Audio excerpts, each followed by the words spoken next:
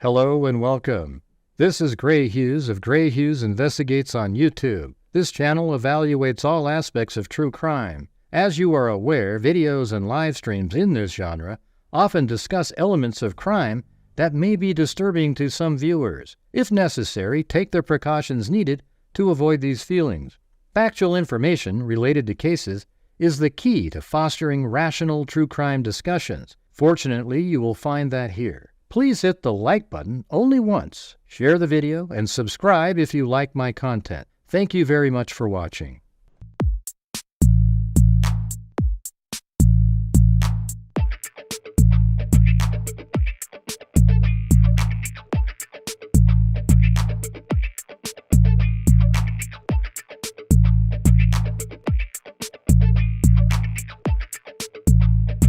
Huh? There's mosquitoes the size of bald eagles in that dadgum swamp.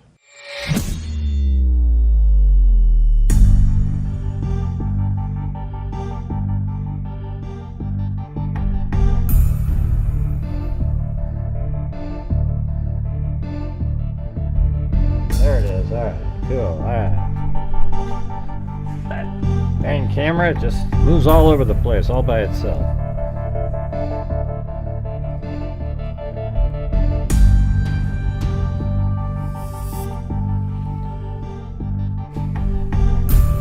Alright, we're doing the Virginia Beach. I've been looking up these documents. As a matter of fact, we're only going to be able to do like half of the different cases that are over there in Virginia Beach. There might be more too that I stumble upon while doing these. Yeah.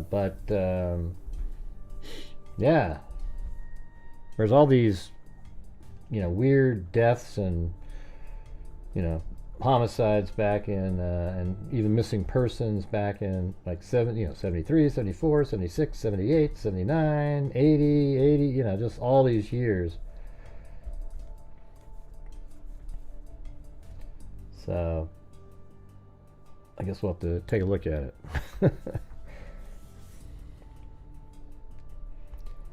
All right,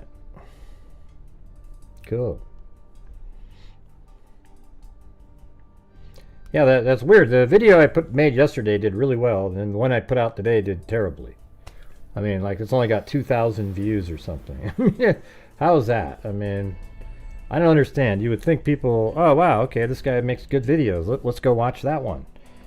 And it just doesn't make it. It's really weird. You spend all that time making a video, and I just don't understand the whole YouTube, how it works, basically. I never will.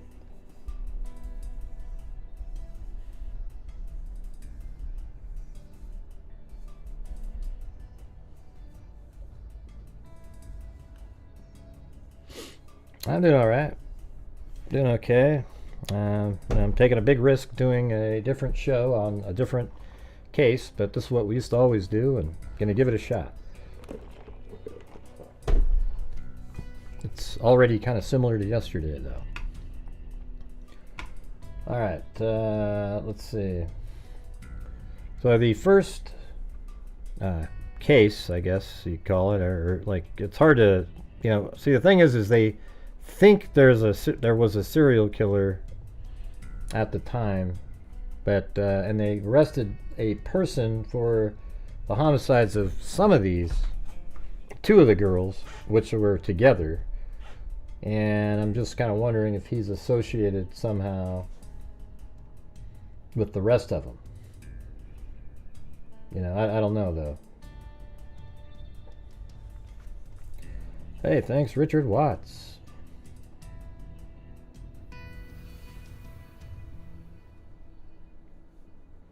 Alright, so this is where we're going to start off. I did it by date. Alright. So this is 1973, June 30th.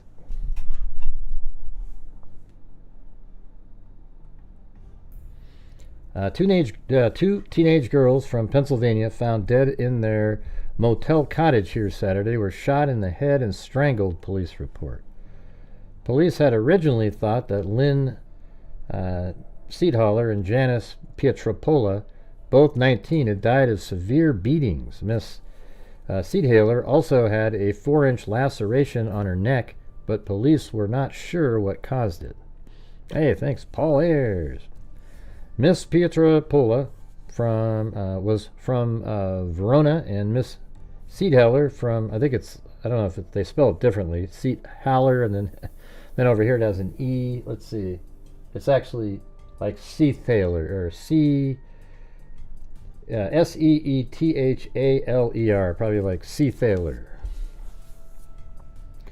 of Pittsburgh. An autopsy has been performed on both girls, but the results have not yet been made public. The partially clad bodies, one nude from the waist down, were found in separate bedrooms at the cottage Saturday. The partially clad bodies, one nude from the waist down, were found in separate bedrooms. Lieutenant E.F. Buzzy said Sunday that no motive for the slayings has been established. Buzzy said 15 detectives, virtually the entire Virginia Beach Bureau, have been assigned to the case. Police said Miss Seethaler was shot once in the cheek and once in the temple, and that Miss Pietropola was shot 3 times in the side of the head. Both girls had been strangled, either by hand or with a piece of cloth, police said. There must have been a sexual assault of some sort, but you would think, if one of them is partially. Buzzy said the shots were fired from a small caliber gun, but that the bullets were so badly smashed that the exact type of weapon from which they were fired could not be determined. Maybe a .25 caliber.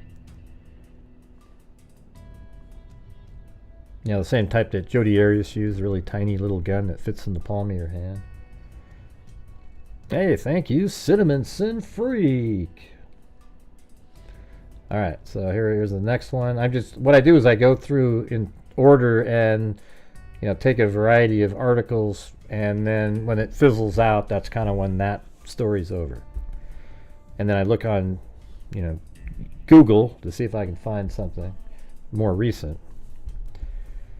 And in this case, newspapers.com wasn't very good, so I used this other one, Family. It's like a DNA site for looking people up, and sometimes they have a completely different library, and so that's where these are from. All right, so this one says, police say an autopsy has disclosed that one of the 2 Pittsburgh, Pennsylvania girls found killed in a rented beachfront cottage had been sexually molested. There you go. See, it's kind of obvious. Miss Janice Pietropola, 19, had been assaulted. Captain Richard C. Davis, commanding officer of the Detectives Division, said Monday. He said there was no evidence the other victim, Miss Lynn Seethaler, also 19, had been assaulted. Certain suspects have been eliminated, but we have firmed up no information that would make us concentrate more on one person than another, Davis told an impromptu news conference Monday. We have no identifiable suspects. We're mainly running down people we can connect, but the girls, Davis said, or I guess with the girls, so if they can connect them to the girls, they run them down. He added, it has not been an easy task. The bodies of 2 girls were found Saturday morning, and police said the slayings apparently occurred either later Friday night or early Saturday. Police said Miss Pietropola had been strangled and shot 3 times in the head. They said Miss Seethaler had been strangled, shot in the cheek and temple, and her throat had been slashed. Davis said neither of the girls had previously been to Virginia Beach. They rented a cottage at Farrar's Tourist. That's weird. That's another one of these missing persons is also just a tourist there. It's pretty crazy.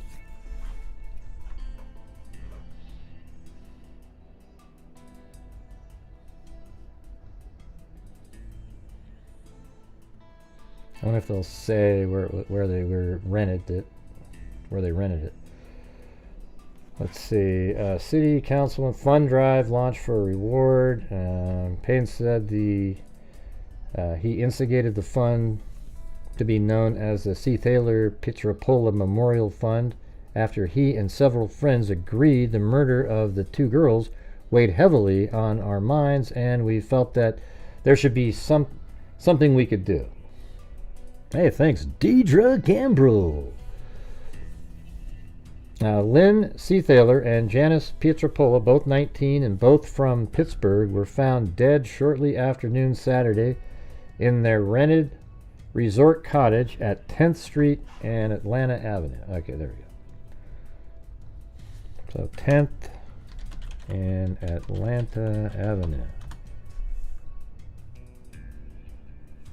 Atlanta Avenue in... There it is. So right there.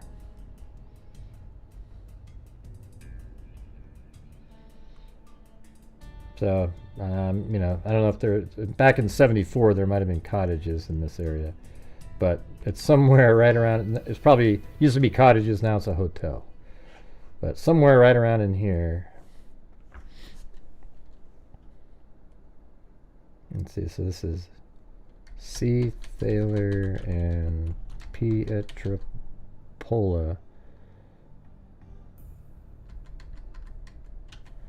There we go. Right there. Let me put that in that folder. Alright.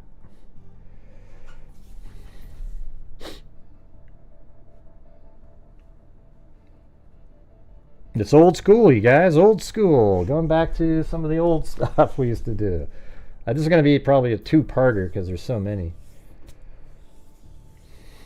Okay, so that they were at 10th and Atlanta Avenue. They had been strangled, shot in the head a total of 5 times, and Miss C. Thaler's throat had been cut.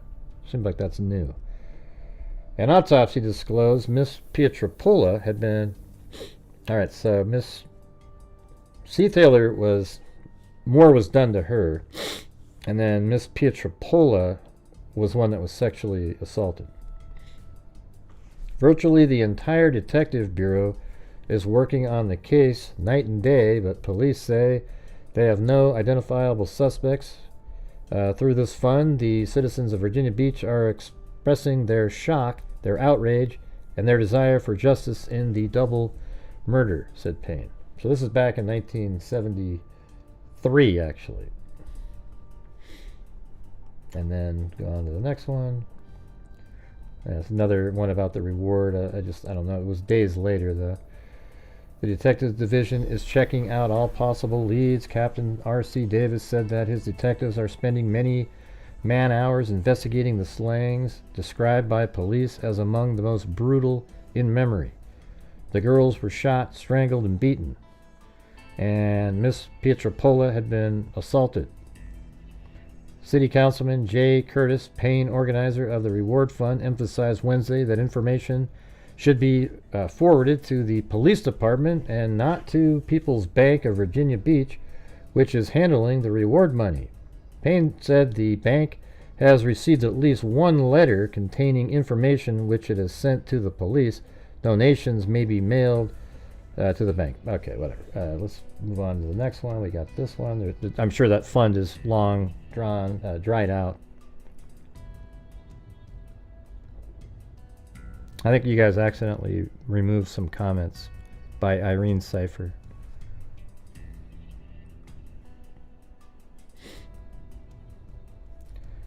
Alright. Then right here we got at least 30 prisoners convicted of murder or, let's see, or attempted murder were furloughed from state penal system during the weekend last June when 2 Pittsburgh girls were brutally murdered. You know, that's interesting. I wonder if he's one of those. So just remember the date here. This is 1974, okay? Police Chief W.W. Davis summarizing a furlough list provided by the State Department of Welfare and Institutions to aid the homicide investigation said Wednesday that 36 armed robbers and 8 rapists were also among 178 convicts running footloose and fancy-free that weekend. Furthermore, police have established that at least 81 furloughed inmates were in tide water on the weekend of the killings. If you had asked me before I saw this list how many convicts in those 3 crime categories have been furloughed, I would have told you not a single one. The chief said he was forced to conclude, after reading the list, that the State Division of Corrections is the enemy within the criminal justice system in Virginia. This furlough, I mean, that's such a stupid concept, furlough. Remember that one case, the guy was on furlough, you know, they like let him out and stuff, and then he killed this girl, and then he went on the run. I mean, it's just sick, these people. This furlough system has stopped the morale of police who arrest a man, and after he's sent to prison, the correction people merely recycle these vicious criminals back into society without the least thought for the safety of the innocent citizens. Sounds kind of like a similar problem that we have today, doesn't it? Although police insisted that none of the furloughees have been linked to the unsolved double slaying, the chief charged correction officials with hindering and hampering that major criminal investigation. The victims, Janice Pietropola and Lynn Seathaler, both 19, were found dead June 30th in their rented cottage. Both girls were shot, strangled, and beaten, and one of them was sexually assaulted. Virginia Beach police requested the furlough list in September, but did not receive it until recently. And this is January of the next year, so that means it took them 4 months just to give them the list of furloughed people. He emphasized that he wasn't blaming James F. Howard, the director, but whoever is responsible for this list ought to be blamed. It's worthless, even in the cases of some men on the list. Their original offense, the place they planned to go that weekend, and even their age and color aren't included. There you go. But hey, guys, when you're watching this stream, even though it's not, Idaho 4, if you have the ability and you want to help support the Grant Hughes Investigates YouTube channel, I would appreciate it. I still try to reach goals and so forth, even on days where we're not covering the same popular cases over and over again. All right, and this one's from 1982. So this one's sort of, I guess we can read this one because it's longer. I guess there's a page 2 on this, though. Was this in the... Maybe let me try to find that. Hold on.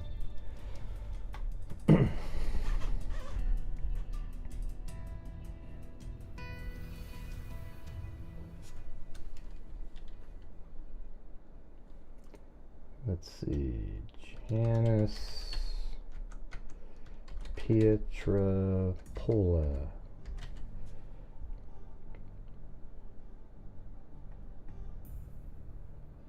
And could you guys type and communicate with each other a little bit, just so there's something moving?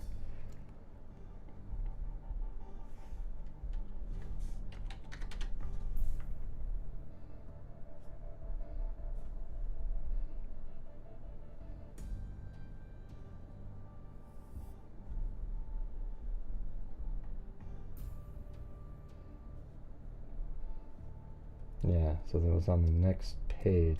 All right. Got to get that one.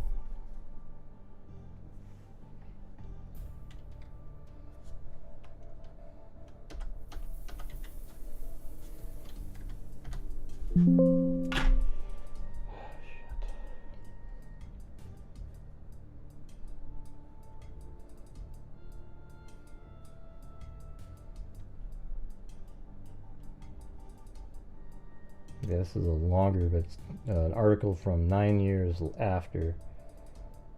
Wow, it keeps going even after this. It's crazy. You hardly ever see it when it goes on to a third page.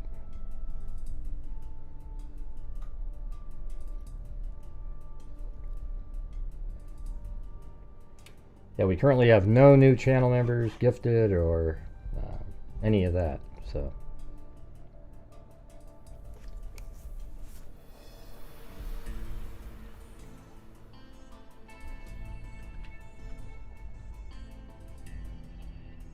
It's actually a part C. Let me see, I gotta go. So we're on page 2. So probably like 64.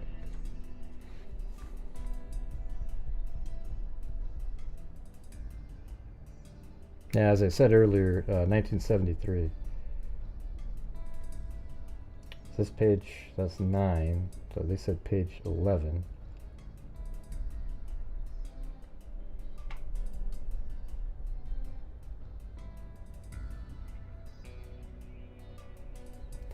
Come on, one more. No, I said 1973. This is an article from. God, it just keeps going. So these are multiple homicides here. Okay, yeah, so they're going through different people. All right, I get it. Yeah, I already have these other people in here. So see how they're like Brenda Bancroft, Patsy Cowan. These are all other people. None of those have been solved still. And this is a 1982 article. So I actually don't need the B.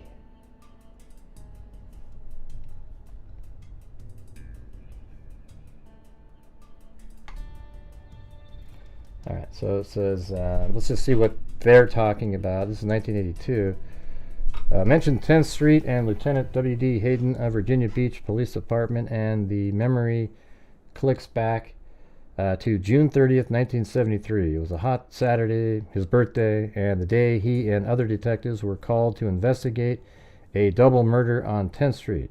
Today, more than 9 years later, Hayden recalls the murder scene as if the crime occurred last week. The victims, two 19-year-old Pittsburgh women identified as Lynn Seathaler and Janice Pietropola, had been beaten, strangled, and shot. One of the women had been sexually assaulted and her throat cut. I thought it was the other one that had her throat cut. Even now, Hayden can tell you just how each body was found, how their room was left, and the way the tiny vacation cottage was furnished. So intense was the investigation, it seems now as if Hayden personally knew the victims he calls Lynn and Janice. But neither Hayden nor any of the dozens of detectives who worked that case has ever been able to answer the most important question: who did it? Called at the time the most brutal murder in memory for Virginia Beach, it remains the oldest of 12 murders in the city in which no arrests have been made. A recently compiled list of those homicides carries the names of 4 men and 7 women. One other woman, whose headless, fingerless body, I actually have that one too, was apparently tossed into the Chesapeake Bay in May of 1976, has never been identified. I was actually thinking maybe, like if we reached out and got a hold of them, maybe we could identify that person. In one other pending murder case, that of Linda Hawley, investigators recently charged a suspect, her husband, Navy Lieutenant William James Hawley. He goes to trial in September. Thanks, Lisa Valenzuela. Miss Hawley, 30, died of strangulation in April 1979. Her body was found in the bedroom of her Green Rum townhouse, which was burned by an arsonist. 2 months ago, Lieutenant Hawley was indicted and arrested for allegedly murdering his wife and setting the home on fire. In addition to the murders, there are 3 death investigations which remain unresolved. One of those involves a missing woman whose body has never been found, another a drowning victim, and the third an unidentified man whose body was found in Seashore State Park. Not one of those has been classified as homicide, but police consider the circumstances surrounding each suspicious. Technically, all of these cases except the Hawley case are still under investigation, according to Captain C.D. Hathaway. You try to keep all the unsolved ones assigned to somebody, figuring that maybe somebody will go back over them and find something, Hathaway said. When the cases are reassigned, the files, often several inches thick, are given to the new detective who is instructed to read through the file thoroughly, Hathaway said. The theory behind reassigning cases is that perhaps a new detective will find an angle overlooked in the original investigation. Man, what a cool job that would be, just to just be able to read through all the notes and things that somebody I think that's always, I like going over documents, you know. It's kind of like going over and reading a novel again, Hathaway said. You want to make sure that everybody who at least could have come in contact with the victim was talked to. However, those hard cases get tougher to solve as time goes on, Hathaway said. To begin with, there may have been no suspects, or at least scant evidence. Sometimes a detective only hope is such a case as a tip from the public, but the chances of that get less and less as time passes, Hathaway said, because the public tends to forget about unsolved murders. I feel like you get only one really good crack at something like this, Hathaway said. If you don't solve it by recognized investigative techniques, then you place yourself at the whim of the populace. And the further along you go, the less likely you are to stir any interest. If you have some physical evidence and you miss it or screw it up, it's like riding a merry-go-round chasing a gold ring, he continued. If you don't get it when you have the best shot, you may not get it. You're almost mandated to do it right the first time.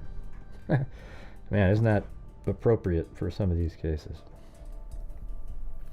Following the details surrounding the unsolved murder in Virginia Beach, Lynn Seathaler and Janice Pietropola, still today, police are not sure whether one or two killers brutalized the young women who vacationed in Virginia Beach in June of 1973. There is evidence to support both theories, but there has never been enough of it to charge anyone with the women's murders. We call it the 10th Street murder, said Lieutenant W.D. Hayden, who worked this case for months. Hayden is currently assigned to the 2nd Precinct. This is back. This article here is 1982, and the homicide took place in 1973. So this is like way after the fact. But I remember when we were doing the show last night, I said, "Okay, you guys, I'm going to try to do another thing. I'm going to go over, the Virginia Beach serial killer." And everybody's like, "Yeah, let's do it. Great. It'll be the same." And it's not. First of all, we only have 185 people watching, and we have no new channel memberships, and we are at 1/10 of a goal. So this is what I keep trying to experiment out and get to try something different.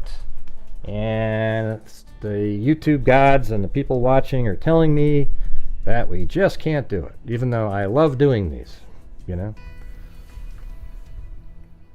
It's crazy.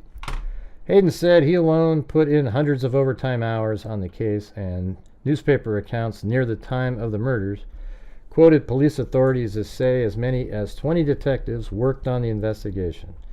The case drew so much attention at the time, Hayden said, because the two victims were characterized as all-American girls. Both lived with their parents in Pittsburgh, held steady jobs, and had saved their money to come to Virginia Beach for a week's vacation. Hayden says he still thinks of the case and will occasionally dial up the Beach Detective Bureau if he hears of something that may lead to a solution. You never write it off, he said. You can't write it off, not professionally or ethically. I'm going to wait, and if nobody types comments in 30 seconds, I'm going to go do something else. This is just like, you guys aren't even communicating, or, I don't know. This just tells you the reality. That's why when you go on YouTube and you watch the live streamers, they're always doing something popular and big. Okay, because people don't even talk in the chat if you don't do that. They're definitely not excited. And it's just kind of a weird situation. But I want to be able to do these. So maybe from time to time I'll just do them anyways. Hey, thanks Jeannie Gayagoy for gifting a membership to Dustin. Alright. Get that one out of here. And then, these are the two girls are right here. That's them. Almost looks like Bundy type victims, right? I mean, that's the kind He likes the dark-haired girls parted in the middle.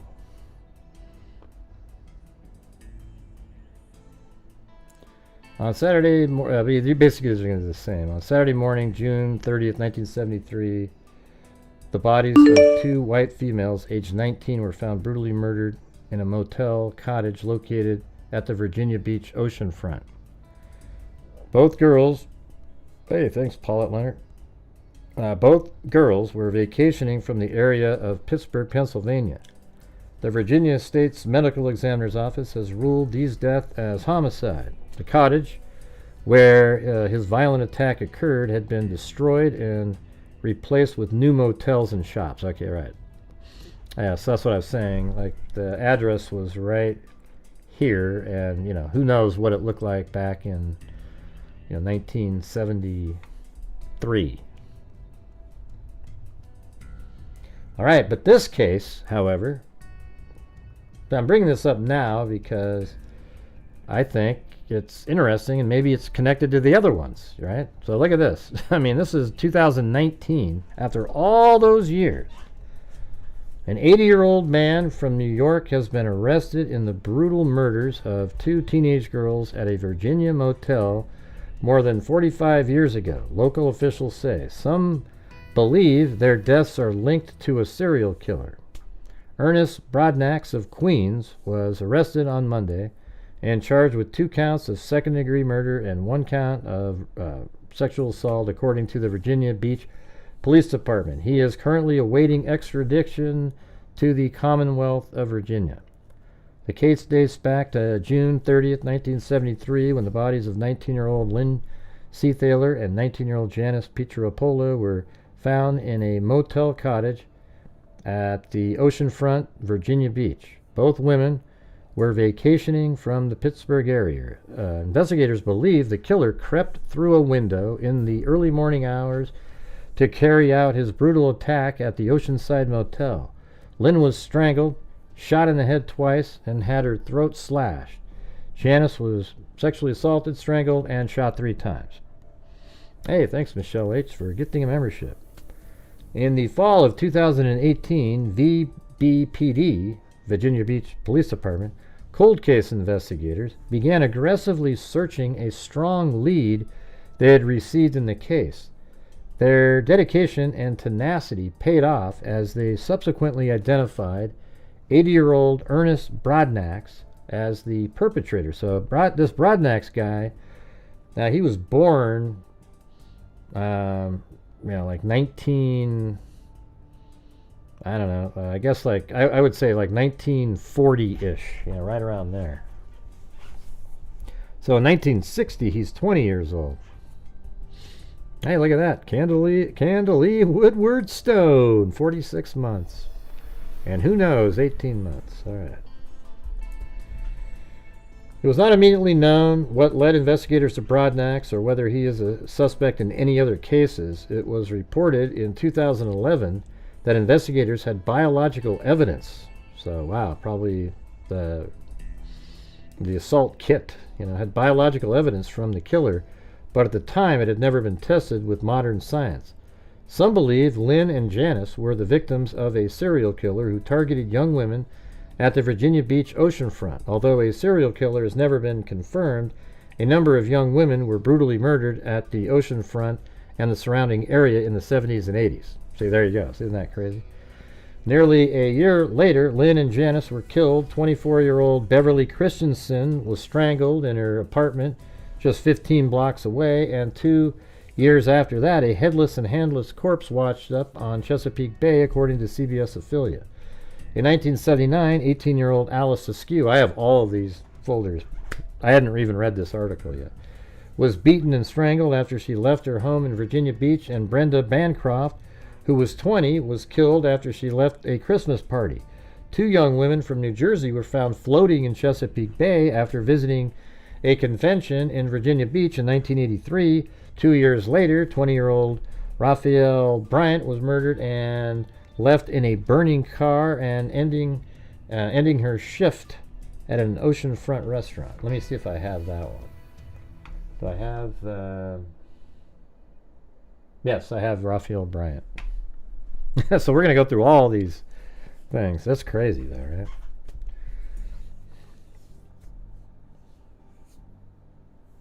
Someone got away with murder, maybe many murders. It's been well kept secret in the Virginia Beach Police Department that maybe this pattern is the signature of a serial killer. So, you know, they wonder about it. But here's the thing. Let's do this Ernest. I went back and looked up Ernest Broadnax. You know, this guy. And one of the things that's interesting about Ernest Broadnax is where they arrested him from. He'd moved to New York 30 years ago. Okay? He moved to New York 30 years ago. This is where Ernest lived right when they arrested him. And then, interestingly, he lives pretty close to Sandra Castilla, which is one of the people that some people thought Rex Heuermann killed.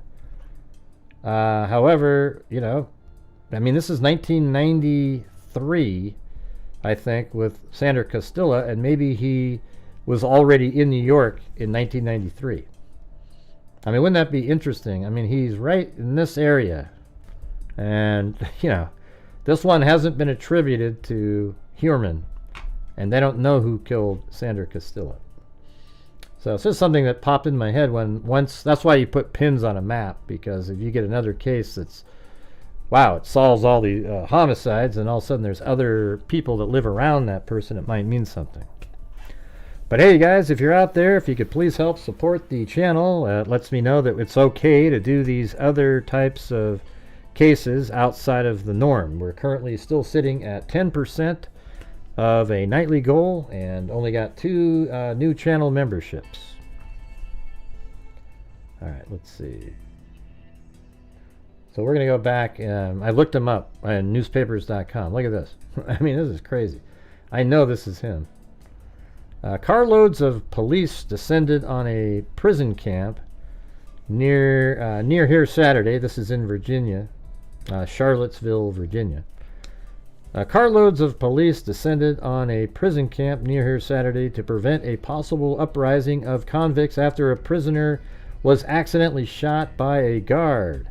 The shooting took place as a guard handled a .38 caliber pistol, handed a .38 caliber pistol to another guard who had requested it for self-protection while escorting an incorrigible prisoner through a barracks to solitary confinement. Ernest Gene Broadnax. Now, I'm not 100% certain, but I think it is, because I don't know. There's an Ernest, there's Ernest J and Ernest G, but I could see somebody thinking Gene, was a J, and they're both 20 years old. I mean, how many Ernest Broadnaxes are there living in Charlotte, in Virginia at that time? I mean, that just seems like it's got to be, and it's also a criminal, right?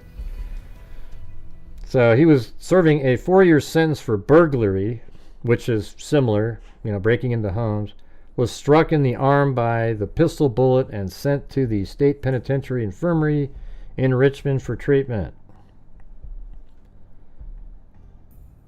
I don't know if he is or not. He killed 2 of them. 12 carloads of police from Henry County and Martinsville hurried to the prison camp 5 miles west of here on Route 58 to prevent any disturbance. Anyways, that's a time where he was mentioned in the paper. So 1960, 20 years old. I mean, it's definitely possible it's somebody else, but I don't think so. And then here's another one. This is 1964, and this is what was interesting. What was the date that I asked you guys about earlier? Remember that? Yeah, it was about the furlough program thing. And what year was that? I think it was 1974, wasn't it? Ernest Broadnax, 23 of the 1400 block of Dundalay Avenue. So I guess we can let's put that in there. 1400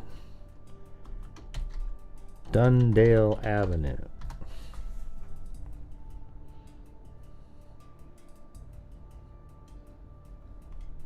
Yeah, so this is in Virginia Beach. So somewhere right around here is where he lived.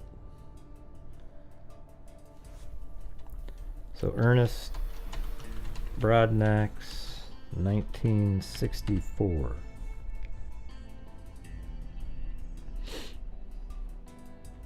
I'm all out of doing dancing a jig, you guys. I can't do it. Let's see. Broadnax told police he caught Walker. Okay, Ernest Broadnax, 23, of the 1400 block of Dundale Avenue, was charged following the death Tuesday of Ernest Walker. So he killed somebody. I mean, this is nuts, okay? Following the death Tuesday of Ernest Walker, 35, of the 300 block of West 13th Street, Broadnax told police he caught Walker watching Mrs. Broadnax disrobe the night of April 28th. So he killed a peeping Tom, but like he's a sexual deviant himself. A scuffle developed when Walker reportedly reached into his clothing as if to secure a weapon, and police said Broadnax threw Walker out of the house. Walker apparently struck his head when he tumbled down the steps. He was admitted to the DePaul Hospital, where he remained in critical condition until yesterday at 1:15 p.m. He was reportedly died of brain damage. Broadnax was released on a $1,000 bond last night at a preliminary hearing in municipal court. So that was 1964. And that was on the May 6th. And then May 19th, there's another article that says, Ernest Broadnax accused of the death of a man he said he caught watching Mrs. Broadnax undress was ordered held today for grand jury action following a hearing in municipal court. Broadnax told police he scuffled with Ernest Walker, 35, of the 300 block of West 13th Street at his apartment in the 1400 block of Dundale Avenue, April 18th, looks like. Or maybe it's 28th, I don't know. When he ejected Walker from his home, Walker struck his head on the concrete porch and died in the hospital of brain injury.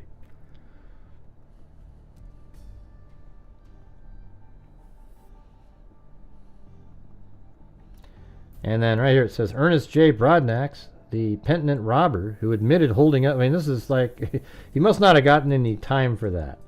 Because here he is now, again.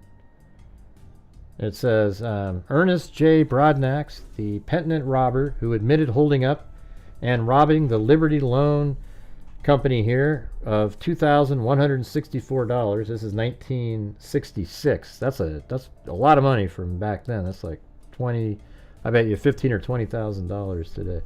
Was given 10 years in the state penitentiary Monday. So look at that. 1966, he was given 10 years. And remember that furlough program they were talking about? Doesn't that kind of make sense that after 8 years he's one of those people that's in that furlough program? Because those girls were killed 1973-ish, right around that time. So maybe 7 years in, he got a furlough program. Sentence was imposed by Judge R. Winston Bain. The robbery occurred December 7, 1961. Wow, that's even before he killed those two girls. Walked into Norwalk, or wait, no, not before. This is before that time. But what I'm saying is this is 1966. He gets 10 years.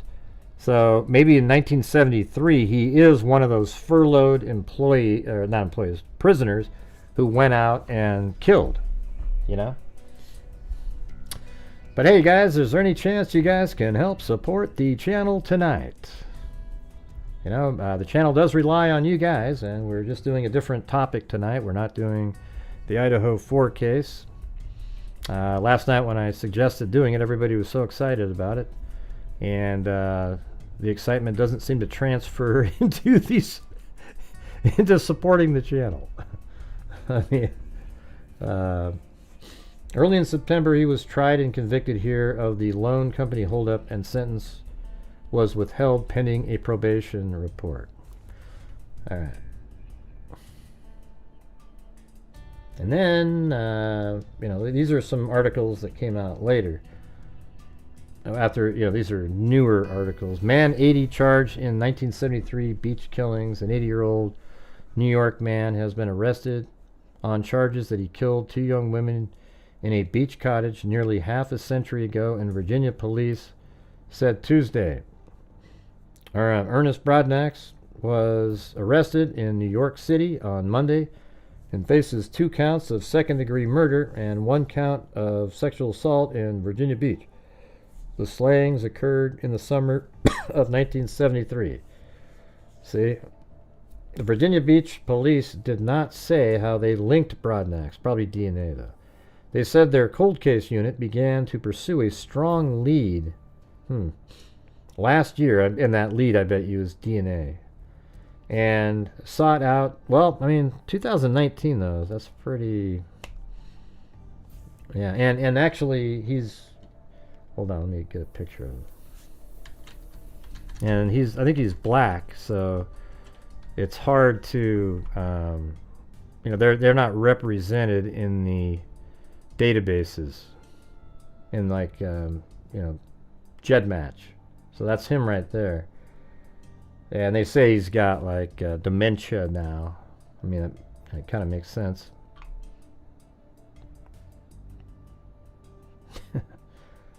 Alright. So that's him.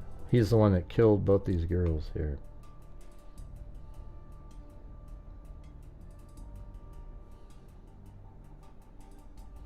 Broadnax, who lives in New York City, Queens borough, is waiting to go through extradition in New York, police said. For decades, the case haunted the coastal city in Virginia and the officers who launched the investigation. Friends Janice Pietropola and Lynn Seathaler were from Pittsburgh, concerned when the 2 19-year-olds missed their checkout time. An employee opened the door of their rented cottage, peered inside, and discovered their bodies. Pietropola was shot 3 times in the right side of the head with a .22 caliber gun. She also was sexually assaulted and strangled. Seathaler was shot twice in the right side of the head and face. Her neck was slashed. See, now they've got it back to the neck slash was not the assaulted one. Every available detective was put on the case. There were hundreds of interviews and thousands of communiques with police everywhere.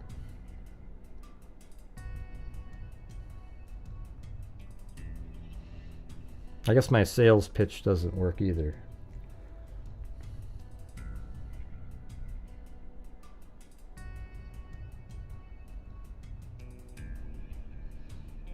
Yeah, so here we go. After 46 years,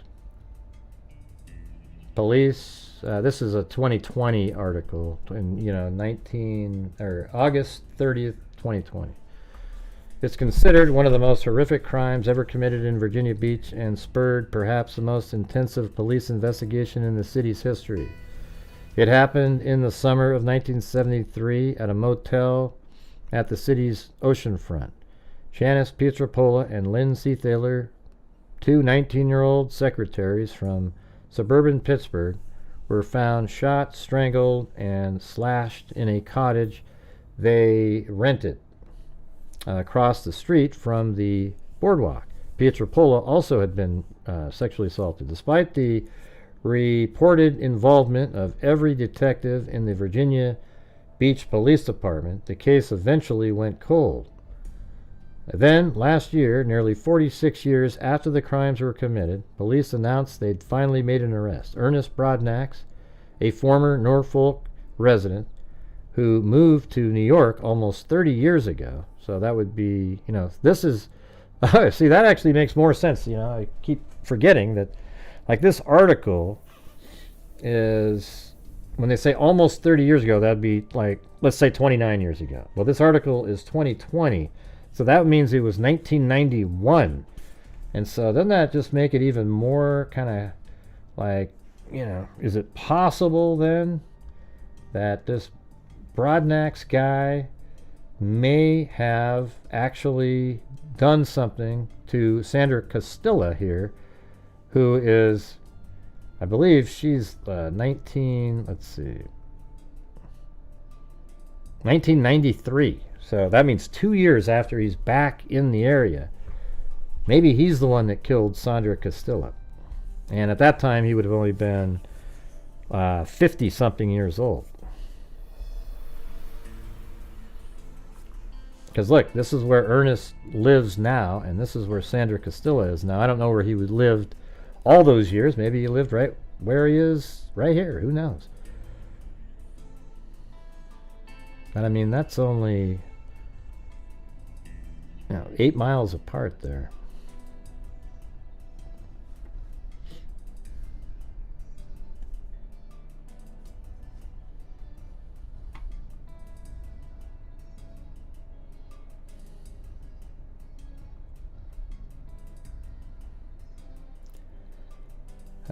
What was it, this one? Yeah. Despite the reported involvement of every detective, okay, Ernest Broadnax, the evidence against him appears to be strong.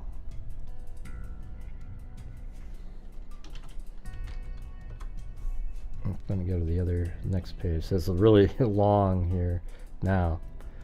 Report in his court file says he's 15 million times more likely to be the source, there he goes, DNA, of biological evidence recovered from Pietropoula's body than other black man, any other black man. The report only compared the likelihood to that ethnicity since the person being tested was a black man. And yet, despite that finding, it's beginning to look as if the case may never make it to trial. That's because, according to the defense, both state-hired and private doctors have diagnosed Broadnax with dementia, a condition that affects a person's memory, thinking, and social abilities severely enough to interfere with daily life. In criminal cases, it also can lead to a defendant being declared incompetent or unfit to stand trial, and while competency typically can be restored through things like medication, therapy, and education, defendants with dementia are often deemed unrestorable. Yeah. The condition is irreversible and tends to only grow worse. The prospect of never seeing Broadnax stand trial isn't sitting well with Pietropoula's family. There is no justice in this for Janice, said Judy Poklema, who was 16 when her sister was assaulted and murdered, and that just kills us. It's absolutely kills us. Let me see if there's like the case. Let me go over here. It was a random hit on a national DNA database, right? Because he would have been in CODIS, but he seemed like he was out of there before CODIS ever existed. DNA database that first linked Broadnax to the slangs, genetic profiles. Okay, there you go. That was probably on using GEDmatch or something. Created with cheek swabs later obtained from him and Pietropoula's 3 siblings further solidified the findings.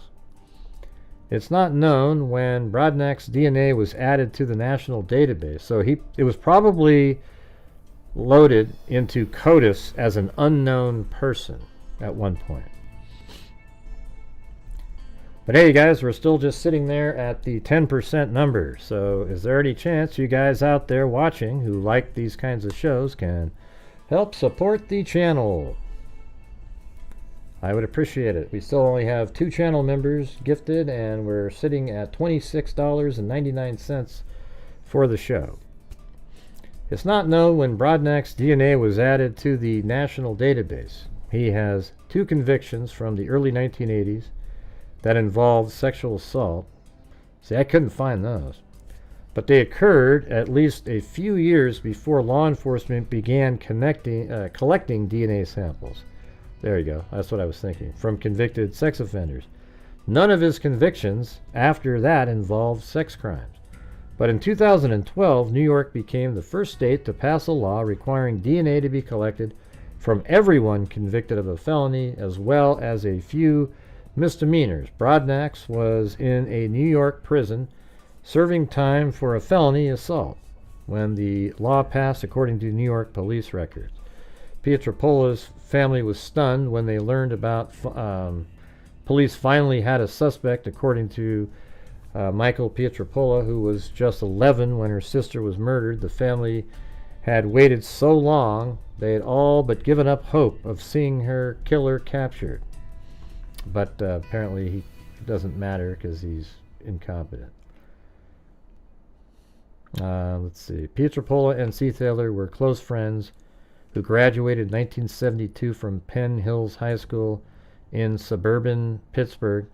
Pietropola was often described as sweet, quiet, and shy, and Seathaler as outgoing and lively.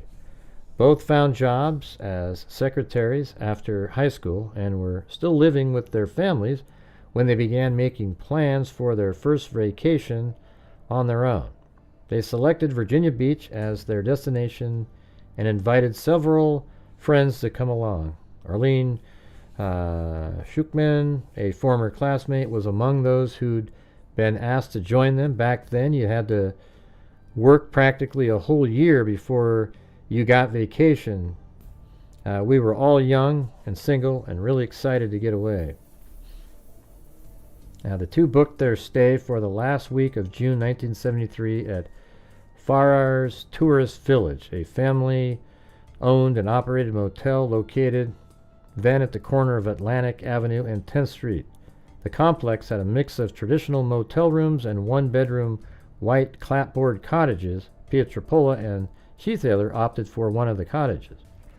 During their week-long visit, the friends spent their days tanning on the beach and drinking beer and wine at night with people they met, according to a lengthy story written 4 years after the murders by Buzz Bissinger, then a reporter for Ledger Star, a former sister paper of the Virginia Pilot. Bissinger, who would later go on to win a Pulitzer Prize in journalism and write the 1990 bestseller Friday Night Lights, was given complete access to the detective's investigation file while working on his story. The file consisted of more than 1,300 pages at the time. On the last full day of their vacation, the two went souvenir shopping, the story said. A young man who met them on the beach about 8:15 p.m. told police he invited them to his place, but they declined. Sometime between 11:30 p.m. and 1 a.m., the motel's night manager saw them walk past the office window. They were alone, he told police, and headed south. The next day was Saturday, and John Taylor, the then 25-year-old grandson of the motel owner, was filling in at the front desk.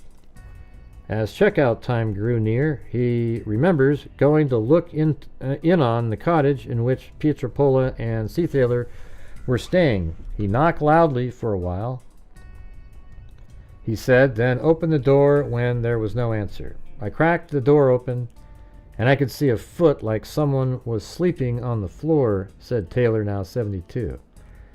He started to walk back to the office, but quickly changed his mind and returned to the cottage. I was just thinking, this is not right, he said. He tried to open the door wider, but something was blocking it. I pushed my way in because by then I had an idea that something serious had happened, Taylor said. I wanted to get in there and help them, but as soon as I walked in, I realized I couldn't. It was the stillness in the room, not the blood, that he remembers the most. It was frightening that it was so still in there when there were two people in there, he said. The stillness was very disturbing. So you didn't like the stillness? I mean, my God, he said it like 10 times. When police arrived, they found Seathaler's body by the door. That's probably why he couldn't get in. Her hands tied. Pietropola's body was in the bedroom. Outside, they found a screen that had been removed from one of the windows. Oh, boy. Autopsy reports would show that Seathaler had been strangled, shot in the face and head, and slashed across the throat with a broken wine bottle. Pietropola was shot in the head 3 times and appeared to also have been strangled. Schuchman, the classmate who had been invited to go on the trip with them, remembers sitting in her family's kitchen when they heard the news on the radio. We were all inconsolable, she said. We just couldn't believe what had happened. I guess what happens next over here. Oh, let's see. Let me read about this. I want to see if I got this right on the suspect. So it's Ernest Jean Broadnax.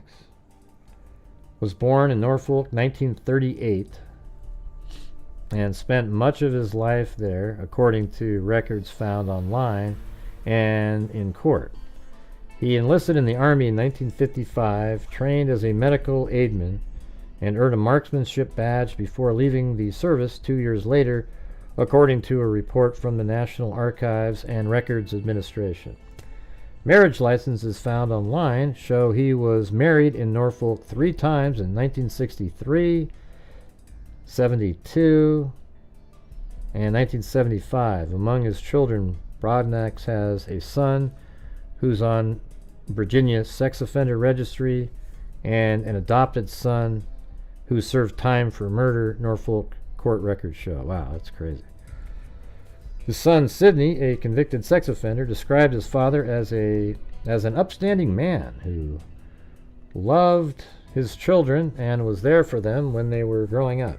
Sidney Broadnax said he never knew his father to be violent towards him, his mother, or siblings.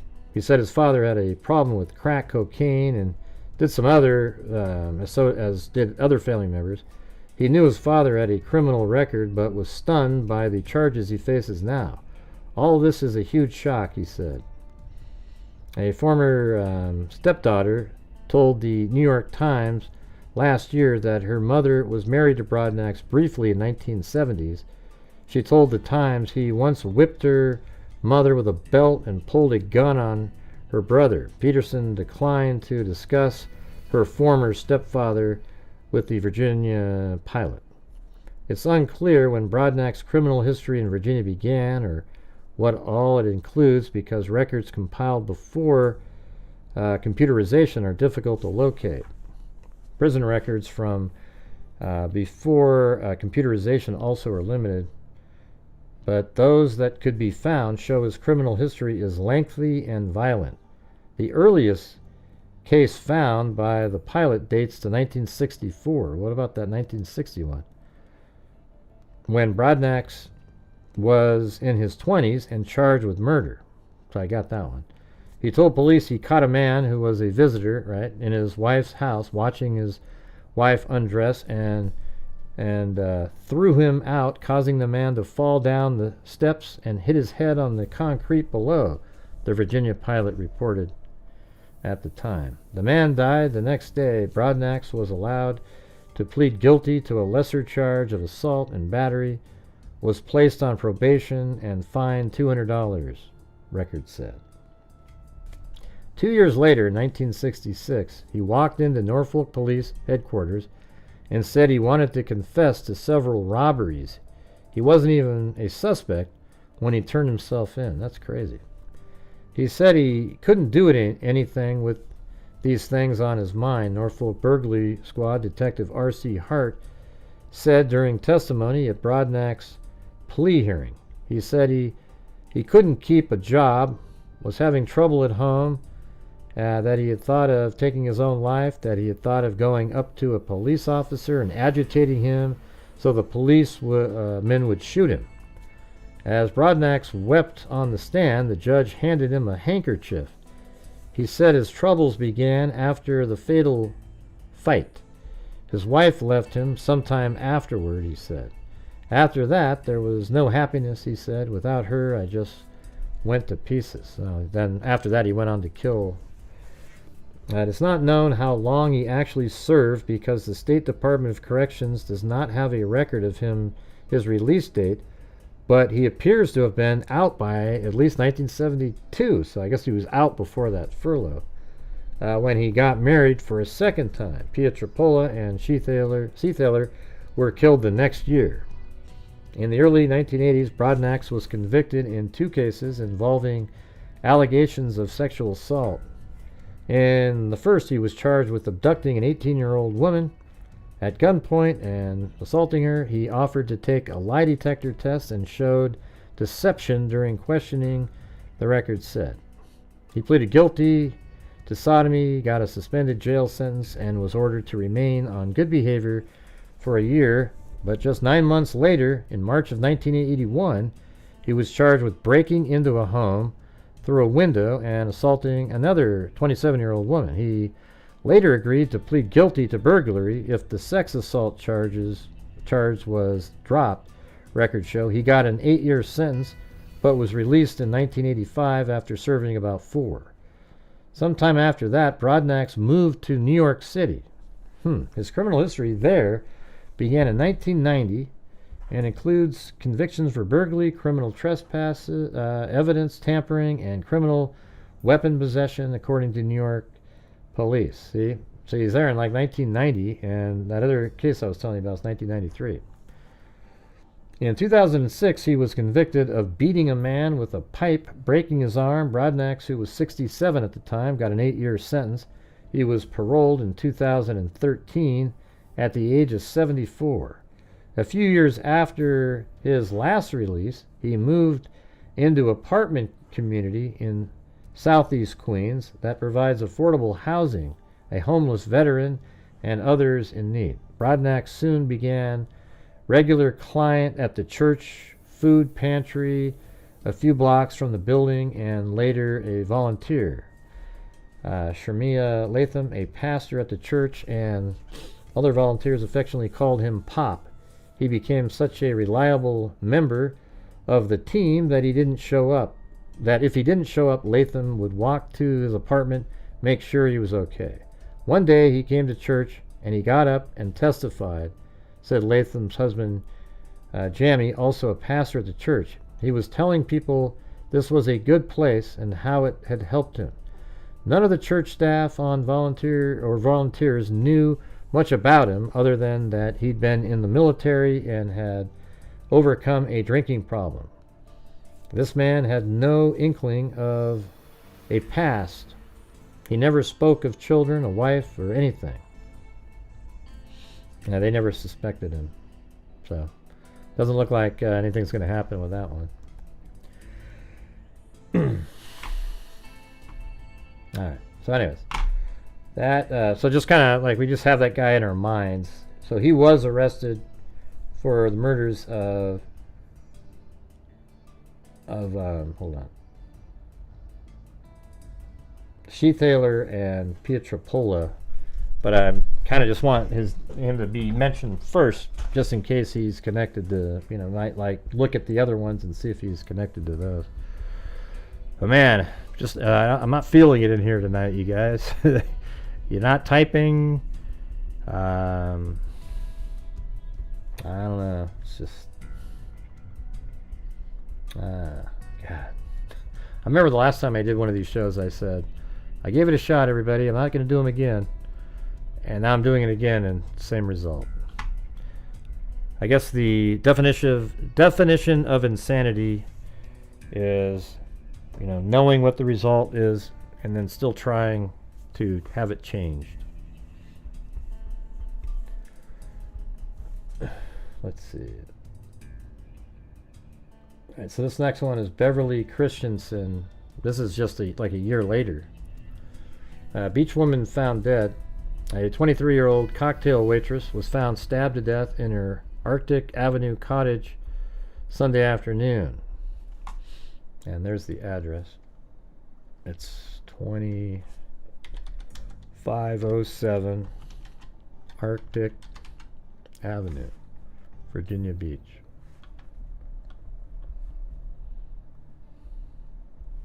Right. But yeah, here's what I need your guys' support on shows like this. All right, so we've been. Let me just tell you this. I mean, I don't know how often it happens, but the last super chat in here was an hour ago, and the show started 11 minutes before that. So that's makes it tough. Very difficult to reach goals when we're on a roll like that. Which one? Dane, what are you referring to, Dane? The second time I heard that today. What heard what? I don't know what you're talking about.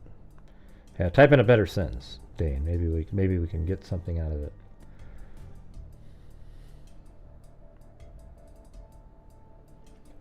A 23-year-old cocktail waitress was found stabbed to death in her Arctic Avenue cottage Sunday afternoon.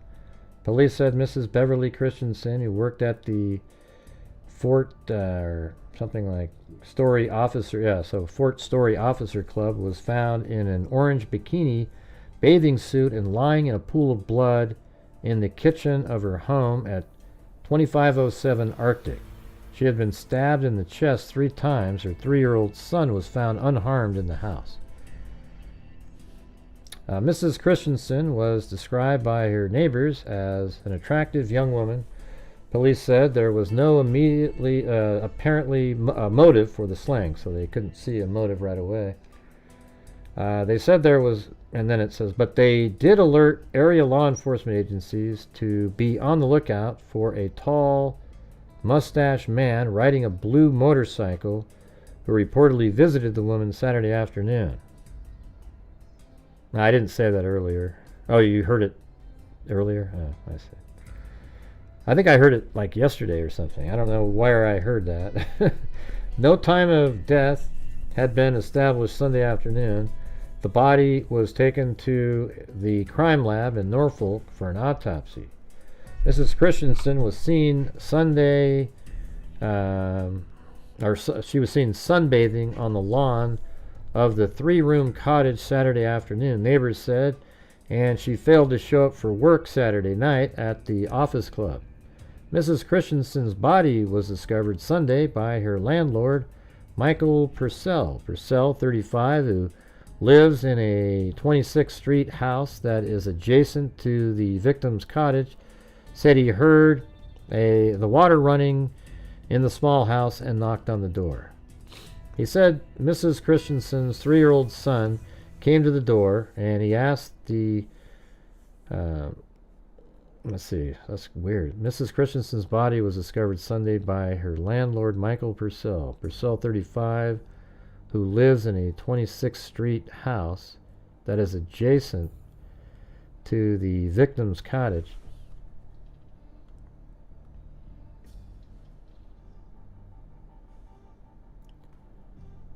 Let's see. Let me go. I have to go to the. This is Christensen.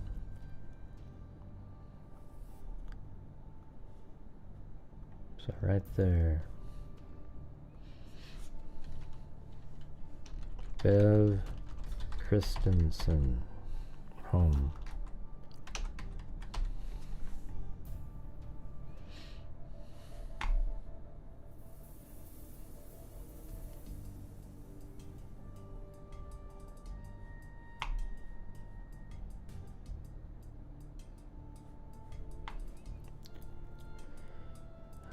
Let's see.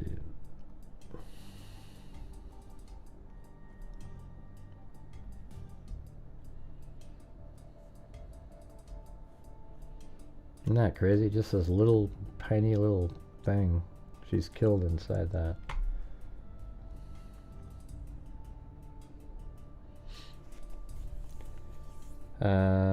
Let's see. He said he heard water running in the small house and knocked on the door. He said Mrs. Christensen's 3-year-old son came to the door and he asked the child where his mother was. Purcell said the little boy went into the kitchen and returned saying, "Mommy isn't coming."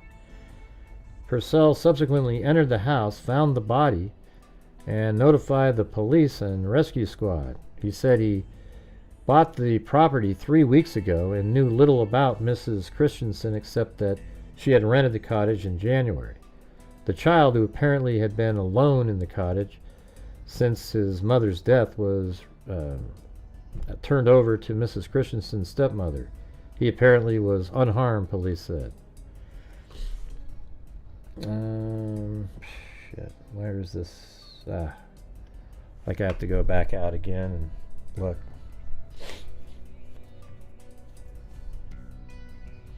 I mean, that's crazy, a little kid. Alright, Janice. Alright, no, it's Beverly. It's Beverly, right? Yeah, Beverly Christensen.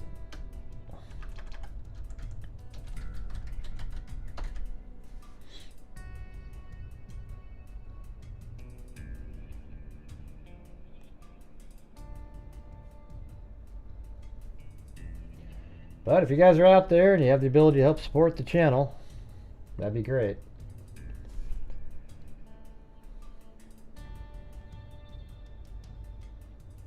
This article was from 6/24. So is it this one? Yeah, okay.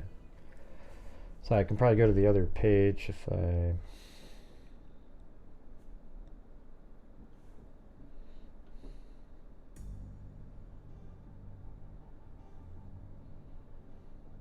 Come on. Alright, then page 3, B3. Let me see if it's, maybe it's the next one.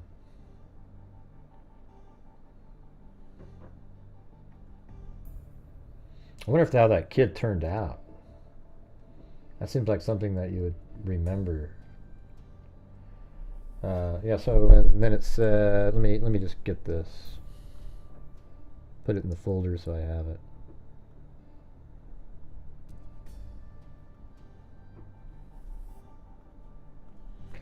Janice Christensen.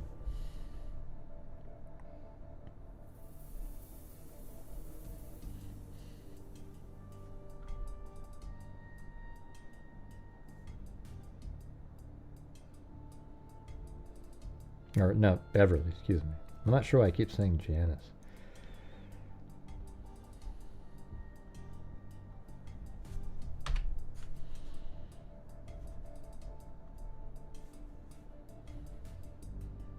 Alright, there it is.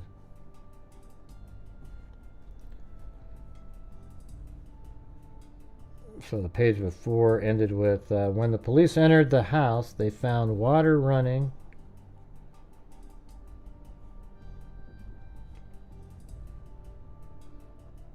in the kitchen sink and the television was turned on.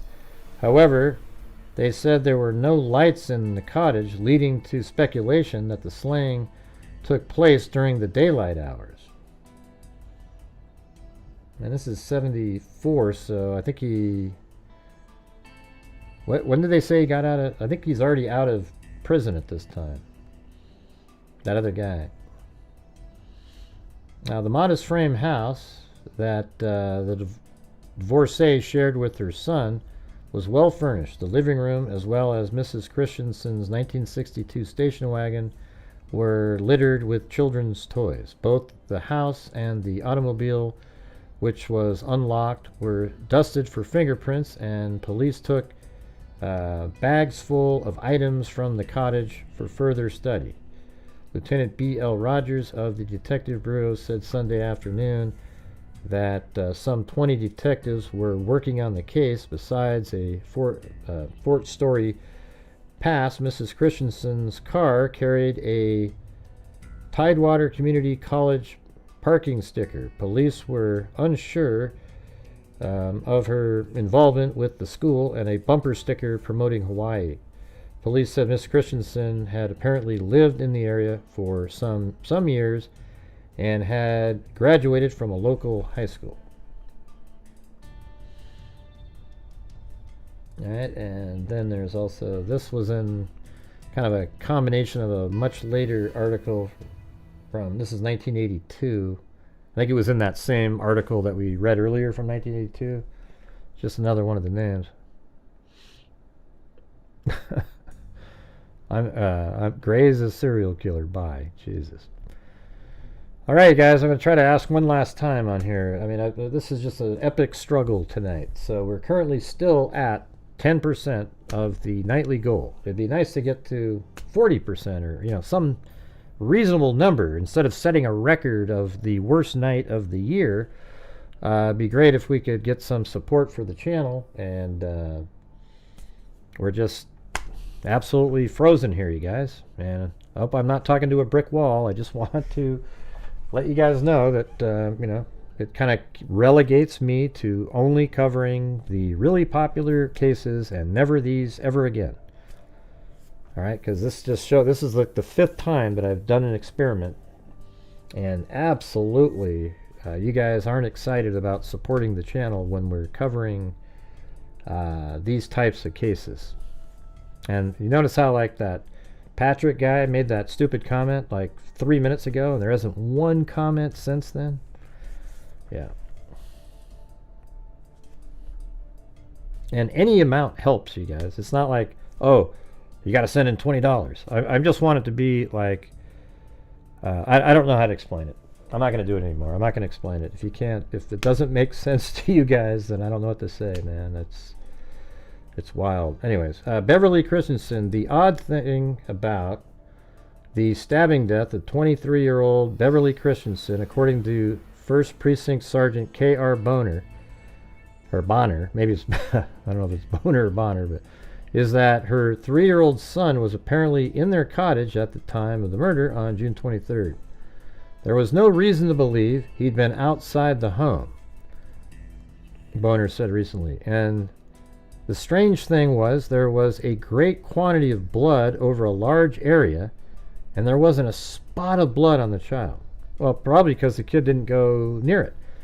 You know, now it sort of sounds like they're talking about the dog in, Murphy.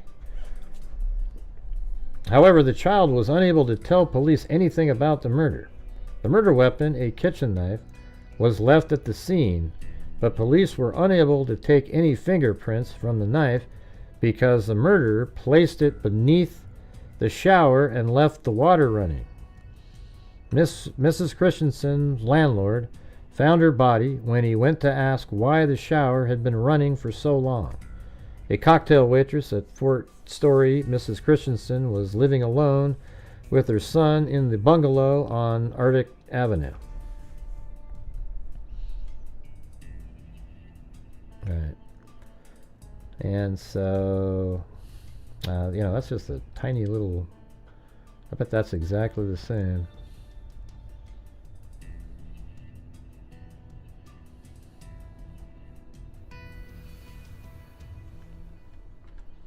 That's crazy. I wonder if he came in to there.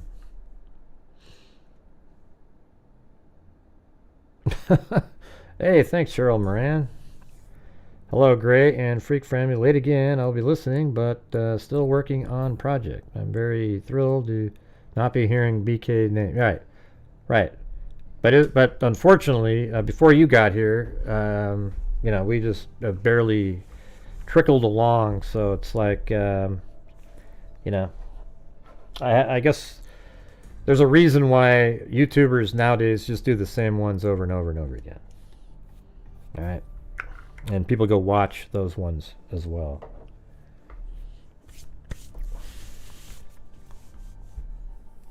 But thank you, Cheryl Moran. All right. So that was Bev Christensen's home. And so far we have all these different ones, but this is where C. Thaler and Petra Pola were killed. I mean, isn't that, you got to admit, like, this is only a year later, and C. Thaler and Petra Pola were killed here, and that's been pinned on, this nut job, Ernest Rodnax. And then look at right over here, just a year later, in another sort of cottage, another person is stabbed to death. I mean, the other ones were shot and stabbed, but it was a low caliber pistol, or in the first one. But the girl's throat was cut, right? So remember, so I don't know. I mean, I feel like that's got to be. What are the odds those aren't connected? I mean, inside another house again. In just a small little place like that. And apparently, we know that he lived right here in 1964. Maybe he would go to the beach and sort of troll around and wait for people. I know people say that, Little D, but I don't know. It's like, if you were a chef, for example, and let's say you make this one meal that everybody comes into town and they want to watch, and they want to eat it, and they want to sit there and enjoy it, and and they're all excited for it. And then you go, well, I'm going to make meatloaf because there's some people that really like the meatloaf. And then all of a sudden, you get like 8 people ordering the meatloaf. And, you know, despite everybody going, oh, I love trying something different, you know, they don't really actually have the same enthusiasm. You get what I'm saying? Yeah, so it's very difficult. All right, so now we're moving on to the next story. This one's really creepy. It was hard to find the original articles, but so that was 1974. Now we're moving to an unknown female.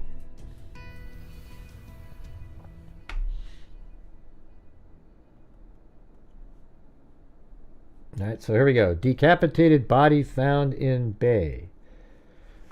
Police here say they believe a woman, and this one seems like it could be a different person because I think they're trying to keep this person from being identified. Right, but I need your guys' support when I cover these other types of cases, or I just won't be able to do them financially for the channel. You know what I'm saying? Thank you, Mrs. W. All right. Oh, the lemon face. All right.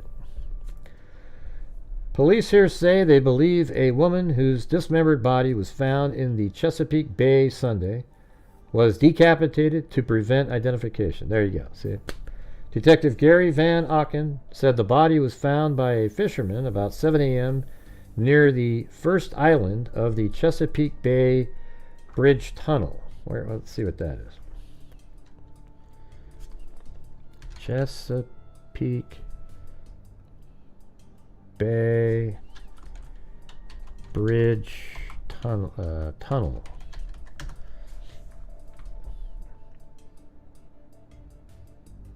Oh, and they said the island. Okay, so these are little islands, I guess. Okay, I see what they're saying. In the Chesapeake Bay Sunday, near the first island of the Chesapeake Bay. So it must be... Oh, you think it's this? Is that an island? I mean, that looks like an island. Or are they talking about those? Like, why would you say first? Okay, probably this one then. Alright, so this is where the unknown body was floating. You know, or we'll just call it...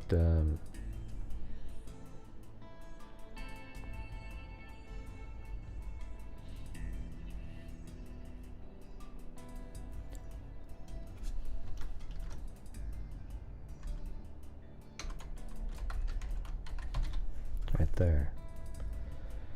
Maybe something like that. Detective Gary Van Auken said the body was found by a fisherman about 7 a.m. near the first island of the Chesapeake Bay Bridge Tunnel. Is that a tunnel? Where's the tunnel at? Is this whole thing at? Let's see. I've never been on it, I don't know.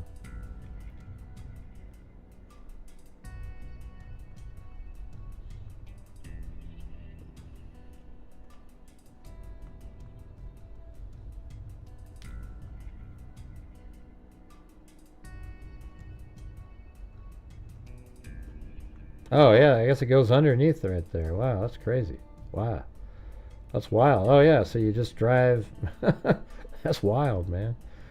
You go inside of that and you're under ocean. I didn't know that.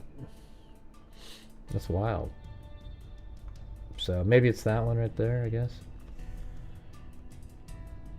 Thank you, Ash.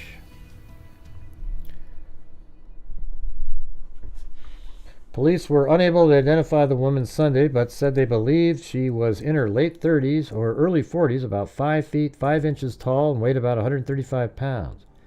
Van Auken said the only unidentifying... Hey, if anybody wants to go out and try to get a hold of the police department out there and see if we can pay for the genetic genealogy on figuring out who this lady was, that'd be pretty amazing. I can try it myself, but if you want to go do it, it's the, Virginia Beach, the 1976, June 6th, 1970, or not June 6th, June 5th, excuse me, May 30th, 1976. And it's an unidentified person. He said the woman's fingers were also cut off. So it says, Van Auken said the only identifying marks on the body are an old 5.5-inch scar on the upper back of the right leg and a few moles. Hey, all right, 30 Months by Nikki Zibs. He said the woman's fingers were also cut off. Van Auken, who is in charge of the case, said a check with Tide and current experts indicated that the woman could have been thrown into the bay either from a car on the bridge or from a boat. Authorities said she had been dead for 48 hours or less. The Coast Guard picked up the body after the fishermen notified authorities. You gotta imagine stumbling upon that fishing. The body was taken to the state crime lab in Norfolk for an autopsy. Van Auken asked that anyone who might know the identity of the woman or the circumstances of her death contact the Detective Division of the Virginia Beach Police Department. He said his department had received several calls concerning missing women, but that preliminary checks indicated that none was the dead woman. Body still unidentified. June 1st. That first article was a day after. So usually when there's a thing where they say body was found on June 30th, well, that means it didn't make it into the papers till the 31st. Generally, hardly ever makes it into like an evening edition or something. Virginia Beach police continued to today their search for clues to the identity of a woman whose decapitated body was found on an island of the Chesapeake Bay Bridge Tunnel. Hey, welcome, Laura. The unclothed body of the white woman, the head and fingers missing, was found Sunday in a green plastic bag, on the Bridge Tunnel's South Island, to which it apparently... Oh, do you think when you say the Bridge Tunnel South Island, what does that mean? It's not a tunnel over here underwater, is it? I mean, so this isn't the tunnel yet. It's just right there. So is this, maybe they're talking about that as the island. Oh, there you go. That's the South Island. I'm moving it. I just answered my question. I was wondering that when I first looked at it, if those were considered islands. But this one actually says South Timble Island. So this is where she was found, right there.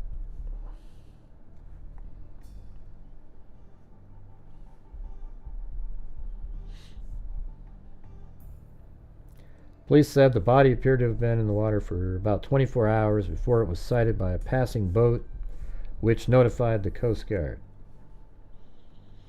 And then another article on, that was June 1st. This one's June 6th. This one's pretty interesting. This one actually has like a diagram in here. It's crazy. So this is like the autopsy. Head had been decapitated. Right there. Gone. Brown skin mole there, and another, I guess, a couple moles, and then a reddish mole there. All 10 fingers had been severed. Look at that. So that's where they're showing, like pretty much at the middle knuckle. See that? All 10 fingers. White female, age late 30s, early 40s, height 5'5", 5'6", 135 pounds, 36 to 38, 10 dress size 10 to 12, shoe size 5.5 B. Then it says police are stumped in their efforts to identify the body of a headless, fingerless woman recovered last Sunday near the South Island of the Chesapeake Bay Bridge Tunnel. Sergeant Joe that means they probably tossed it and then went into the tunnel. Or maybe it was just on the bank somewhere and it drifted over there, I guess. Sergeant Joe Curran, who leads the homicide investigation, said there is a good possibility that the woman is not from Tidewater, since checks with local police departments on missing persons have been fruitless. We have no leads at all, Curran explained, and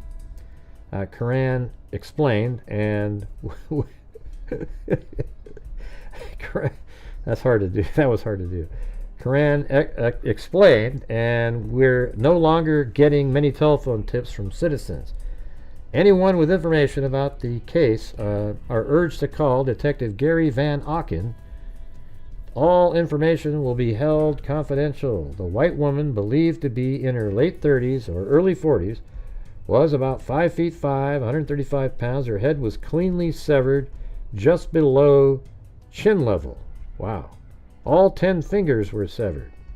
Police Friday released a diagram depicting major marks found on the victim's body. Sergeant Karan emphasized 3 small moles on the victim's neck, marks that probably would have been noticeable about her dress line. Investigators not only are at an impasse over her identity, but also still don't know the cause of death. Since the body was decapitated, the medical examiner's office won't commit itself on a cause of death. The mutilated body, well, it's obviously somebody that didn't want her identified, so she's probably, her identity would lead to them they feared. The mutilated body, sighted by a fisherman, was partially enclosed in a large green plastic trash bag. The body had been tied in a fetal position with a nylon rope around the waist and feet. Although police believe that she had been dead for 24 to 48 hours when the body was found, they believe that the body had been in the water less than 6 hours.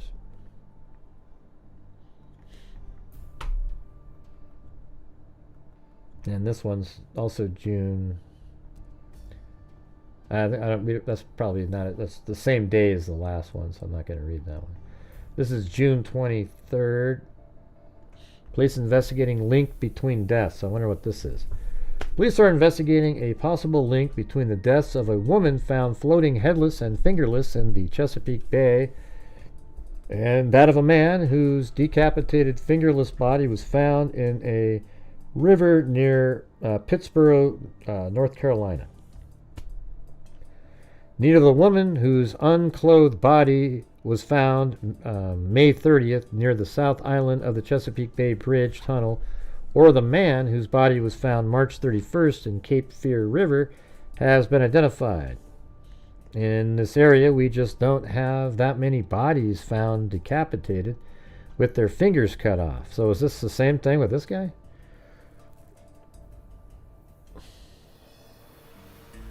Police investigating a possible link between the deaths of a woman found floating headless and fingerless in the Chesapeake Bay and that of a man whose decapitated finger. Wow. I mean, that kind of seems like they're connected, don't you think? I mean, in this area, we just, come on. They're both decapitated and fingerless? That's weird. Man. Larry O'Hippie, detective in the Chatham County, North Carolina Sheriff's Department, said the man's body was found wrapped in canvas and clear plastic sheets found in chains and secured with a rope. The man's age was estimated at between 25 and 35, Hipp said, and the victim is believed to have been about 5 feet 9 inches tall and to have weighed between 145 and 155. The woman is believed to have been in her late 30s to late 40s and was about 5 feet 5 and weighed 135 pounds. Buzzy and Hipp said no firm connection between the two deaths have been established. I wonder, it's just a quick thought that popped in my head, was like somebody who killed a cheating spouse and their lover, but then didn't want the two bodies identified because that would lead back to them. But then wouldn't the person just being missing after a while? I don't know. I have no idea. That's pretty crazy though, right? But hey, if you guys are out there, you want to help support the Gray Hughes Investigates YouTube channel, it allows us to keep on rolling through the month, and then at the end of the month, my channel tries to donate thousands of dollars to various true crime-related charities. And the only way that happens is if I make videos with decent ad revenue and people are sending in super chats, and then we have enough to send out funds to Texas Equisearch, RAIN, all the different places we send money to throughout the year. And we also, obviously, we have our scholarship fund and our DNA fund that we put over 105,000 into the DNA fund since January of 2020. All right. And then this one's 1982. That was in that same article, that 1982 one. On May 30th, 1976, the nude, headless, and fingerless body of a woman washed ashore near the South Island of Chesapeake Bay Bridge Tunnel. Her head and all 10 fingers were cleanly severed from her body. Her killer or killers have so far been successful at preventing police from identifying her. That's obviously why the person was mutilated that way, said Captain Hathaway. We have no dental records or prints to go back to. According to the medical examiner's report, Hathaway said the woman had been killed before her body was placed in the water. The report stated that no water was found in her lungs. Right, so that would mean that she wasn't alive when she hit the water. Hey, thanks, Cheryl Moran. Now, Cheryl Moran is trying for a wave from the rest of you. And don't leave Cheryl Moran hanging. The woman's age was estimated at late 30s to early 40s. So don't you think that's interesting that her age is similar to the guy? At the time, there was no local reports of missing persons to match this woman's description. This led police to believe that she was not from Tidewater. All right, well, that's it on that one.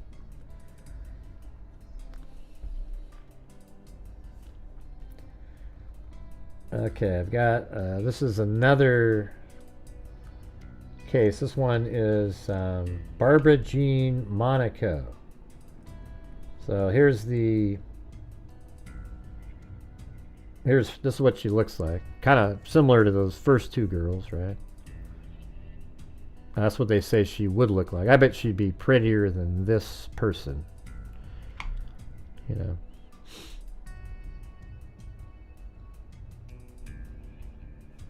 So this one is Barbara Jean Monaco, and this is 1978. So you're right, and we're still in that same ballpark. So let's see, a birthday trip. Let me get to the right one here. There it is, Barbara Jean.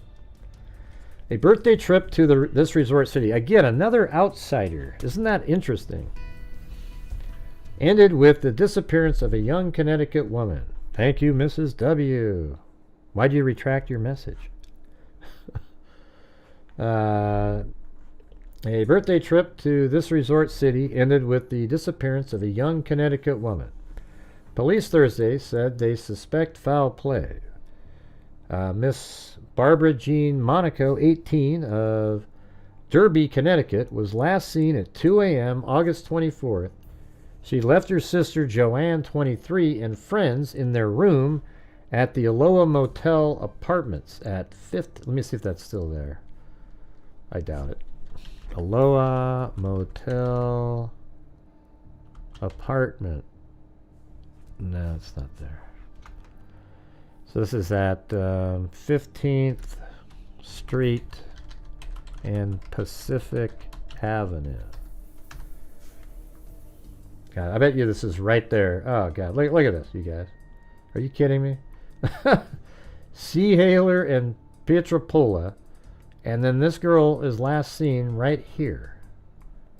God, give me a break. So probably at one of these places. We'll just put it right there. Barbara Jean Monaco, 18.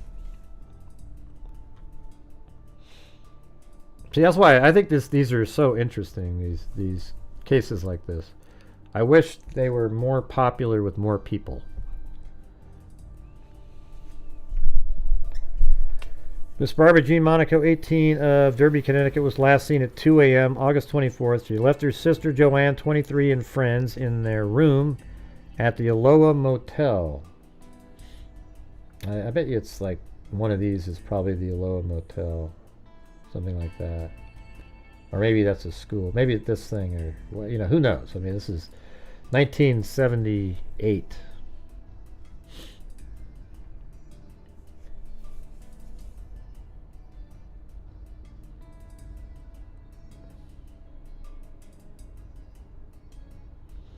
Oh. It says, according to Joanne, her sister was going to meet a friend named Jack Waring at Peabody's, a night spot about 6 blocks away. But Miss Monaco never showed. The next day, when Barbara wasn't back at our room, I figured she was with Jack, Joanne said. But I saw Jack the next night at about 9, and he said Barbara never showed up. He said he and a friend waited for her until about 2:30 a.m. and left. Joanne said in a telephone interview that the night her sister disappeared, they and 2 girlfriends had spent the evening at Country Comfort, another Pacific Avenue night spot. A man, you think that's still there? Country Comfort.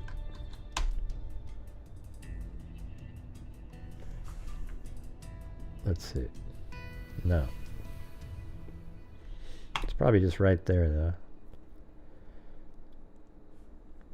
All right.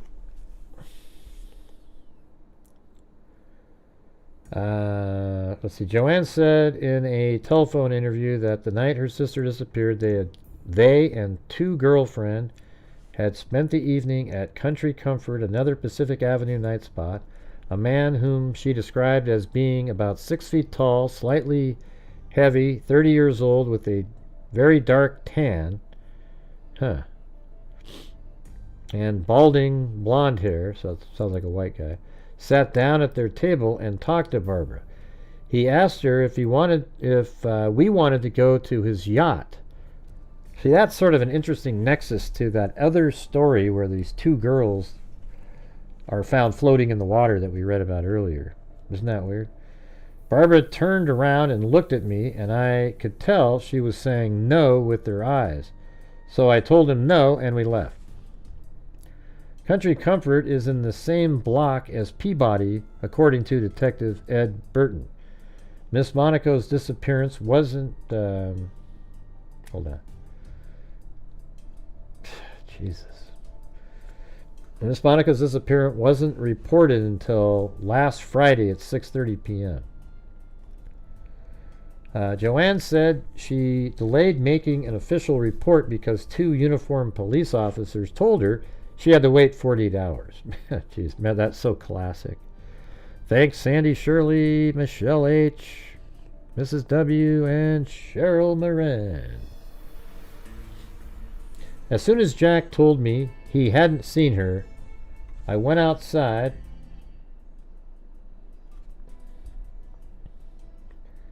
and told 2 police officers. They told me she had probably run away. Jeez. And there's a lot of that around here. But I told them she wouldn't do that. If she had any intention of running away, she would have taken her pocketbook with her. But she left it in the room, Joanne said. The trip to Virginia Beach was on August 19th, birthday present to Barbara, who had been partially paralyzed by Guillain-Barré syndrome, a virus related to temporary paralysis condition. The medical aspect, Joanne said, is another thing that worries the family. If she gets run down, her disease will reoccur, she said. However, she said Barbara is not on medication. The investigation is continuing. Burton has talked to Waring. I don't know what the hell that says. The young man. I guess that's his name. The young man who was to meet Barbara at Peabody's. Investigators were trying to locate the blonde man late Thursday night. However, police had no leads, Burton said. I've had this put on television and no one has called with any information yet. That's what bothers me. Usually, something turns up, but I've turned up zip, Burton said. The family has hired a private investigator to help find Barbara, and police have asked that anyone with any information call the Virginia Beach Detective Division. And Miss Monaco is 5 feet 4, 110 pounds, has brown eyes, shoulder-length brown hair. She was wearing a long-sleeve yellow shirt, blue jeans, a brown belt, and wooden clogs. Clogs. That's like exactly right. 1978, man. Those damn clogs. Put a 1 if you used to wear those clogs. I won't because I'm a guy. Ugh.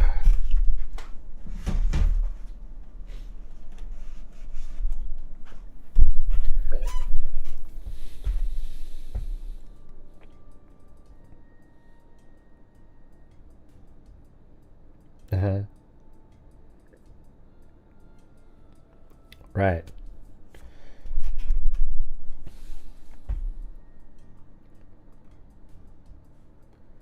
And there's a picture over there.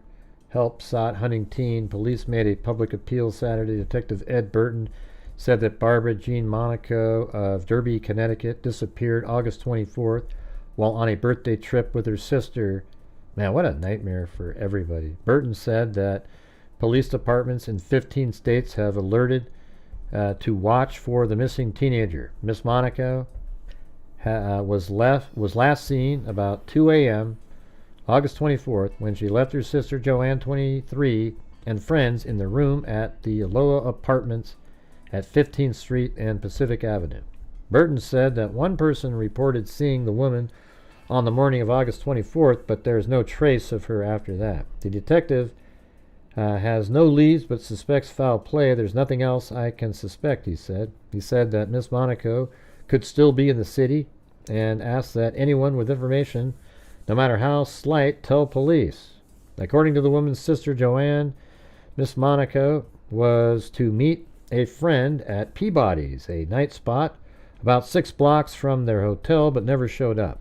The disappearance wasn't reported until 6:30 p.m. August 25th because police had said to wait 48 hours. The two women were visiting Virginia Beach as part of an August 19th birthday present. Now she has, Guillain-Barré syndrome. The family has hired a private investigator. She's 5'4", 110 pounds. Man, these are all, like that was September 1st, September 3rd. This one now is September 21st. So maybe this has extra stuff in it. Let's see. 4 weeks ago, Wednesday, Barbara Jean walked out of a resort hotel in Virginia Beach and vanished. She turned 18 4 days before she disappeared. Her mother, Pauline Monaco, and so that must be her 5-year older sister, does not sleep well now. It's like the ground opened up. Now, these people's lives were basically ruined. Every single person in this. Her mother, Pauline Monaco, does not sleep well now. It's like the ground opened up and swallowed her up. She said, crying softly. I personally don't think she's alive. Just to find her would put our minds at ease, even if she was dead. Exactly. I always tell people that. When there's a missing person and you know they're not missing at their own free will, it's better to find them dead than to have to wait 30 years of wondering. It's just an absolute nightmare because there's no, you know the person, so you know they're not coming back. And so when you don't have them, you're just constantly wondering and wondering and wondering. But when you find them, you get answers of how they died, etc. And then you can, then it's like you want to find the person, etc. But at least you have them and you can mourn them and bury them. It's just shit. I always bring that up because people don't really think about that too often. Is the amount of time, just the horrendous feeling that people have to deal with for all those years. All right, I'll tell you what, you guys, if we need to get another, I'd say if we get like 5 more memberships, we'll be at 60%.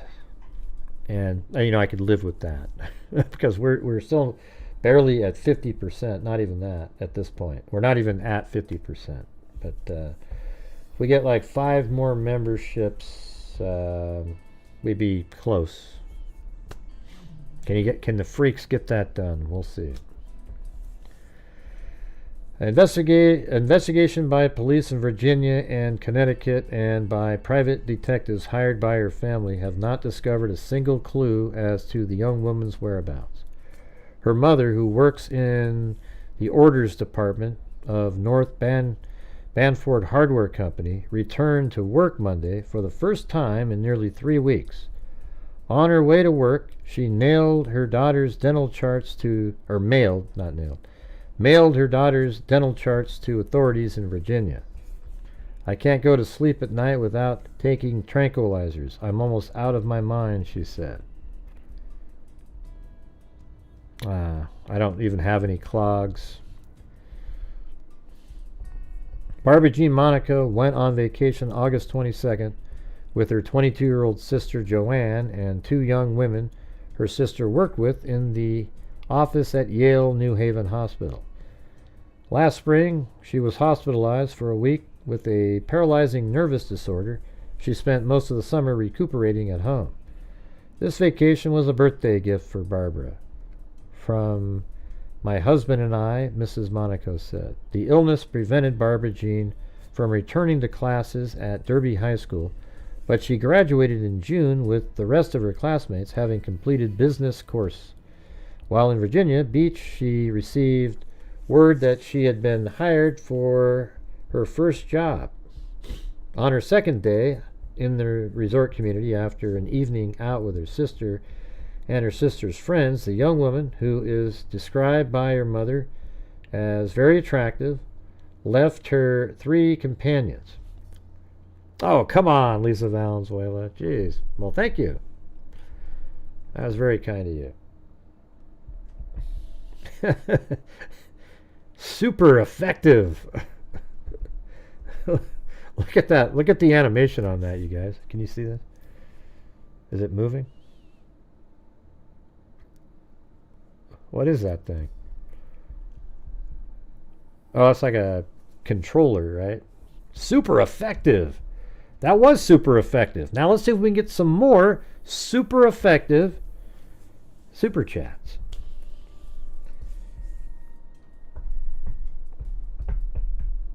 Anyways, thank you very much, Lisa. That was very, very kind of you there.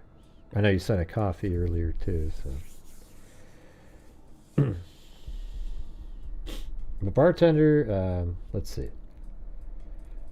On her second day in that resort community, after an evening out with her sister and her sister's friends, the young woman, who is described by her mother as very attractive, left her 3 companions. Wearing blue jeans, a yellow gauze shirt, and wooden clogs, she was going to a discotheque she had visited the night before to meet a young man working there as a bartender. She never got to the discotheque. See, isn't that interesting? She's walking down the street in the same area that the hell's his name again? Ernest Brodnax killed Lynn Sheathaler and Janice Pietropola. I bet he might be a serial killer, that guy. I mean, just based on his background, too. The bartender she had gone to see was cleared by authorities. He's a very, let's see.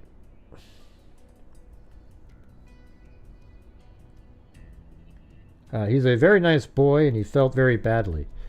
The morning after Barbara Jean disappeared, the young woman's sister and her 2 friends told police she was missing. Miss Monaco is not satisfied with authorities' initial handling of the case. She believes they treated it as too routine a matter for too long and then misplaced 5 photographs of Barbara Jean that the family gave them. But she noted that the summer resort community, there are a lot of transients and runaways are not uncommon. However, she insisted that her daughter just could not be a runaway. Yeah. I mean, it's just... Let's see, then there's another one. I guess the next day, so I'll just move on to the next one. And then this is from 1980, so like 2 years after that. But anyways, thanks again, Lisa Valenzuela. Are you still there? She just, I know, they're crazy. Yeah, I mean, that looks like a sister, almost looks just like her up there. That's probably the older sister, the 22-year-old. Joseph Monaco and his daughter, Joanne, and his wife, Pauline, look at the photograph of her daughter, Barbara Jean. I wonder if the parents sort of blame her, like, you should have been more watchful, and you know how they do. Probably not. It is all the ingredients of a Hollywood thriller: an attractive teenage girl, a mysterious yacht owner, a relentless detective. It involves psychic visions, lie detector tests, and hypnosis. The story has a beginning and a middle, but police have yet to write the ending. The key to that ending, they firmly believe, is information being kept secret by persons currently moving freely through the streets of Virginia Beach. If one or more of these persons would tell what they know, police would be able to close their files on the 2-year-old disappearance of Barbara Jean Monaco. If Barbara is alive, she's 20 years old. But the last birthday the Derby, Connecticut teenager is known to have celebrated was her 18th. The day was August 19th, 1978. She turned 18 shortly after recovering from Guillain-Barré syndrome, a disease that had temporarily paralyzed her face, arms, and legs.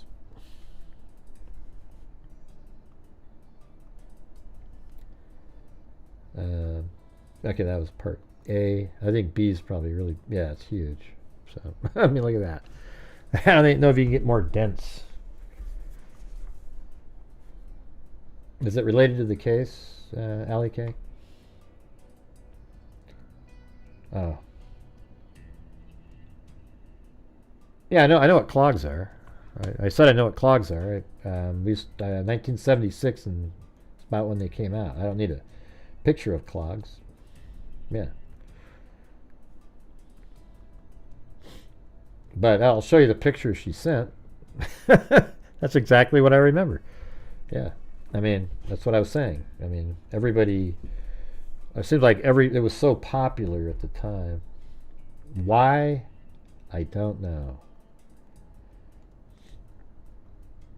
No, thanks, LA, for the PayPal. And then we got Paulette Leonard and Lisa Valenzuela with the coffees.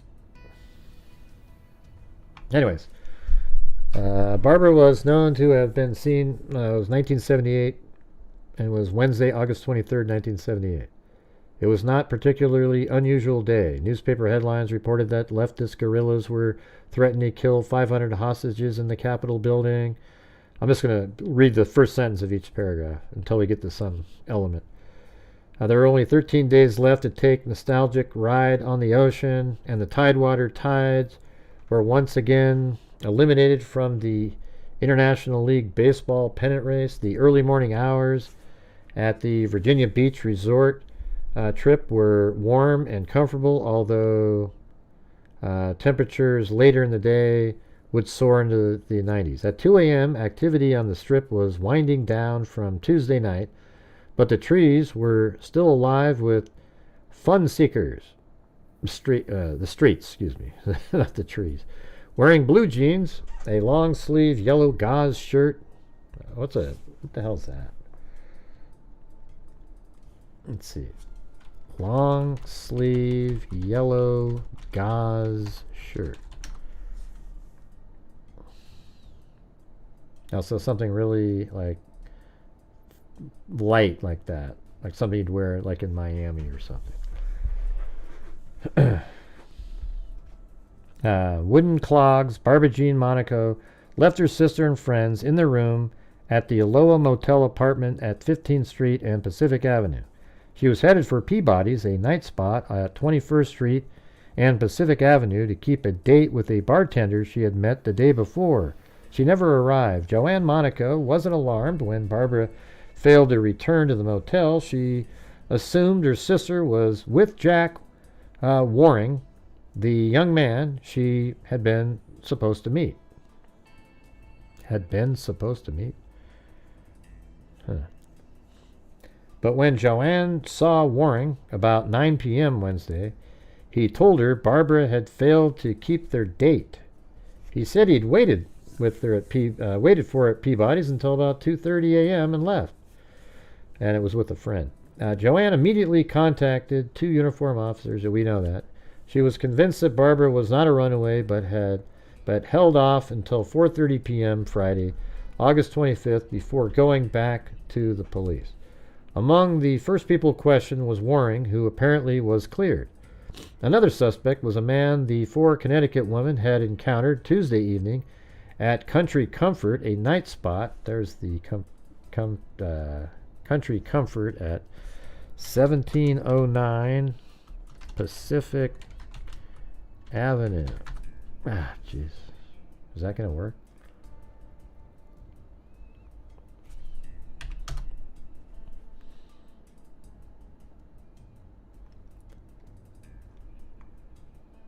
So I guess right there. This is called Country Comfort. Something like that. Yeah, Country Comfort.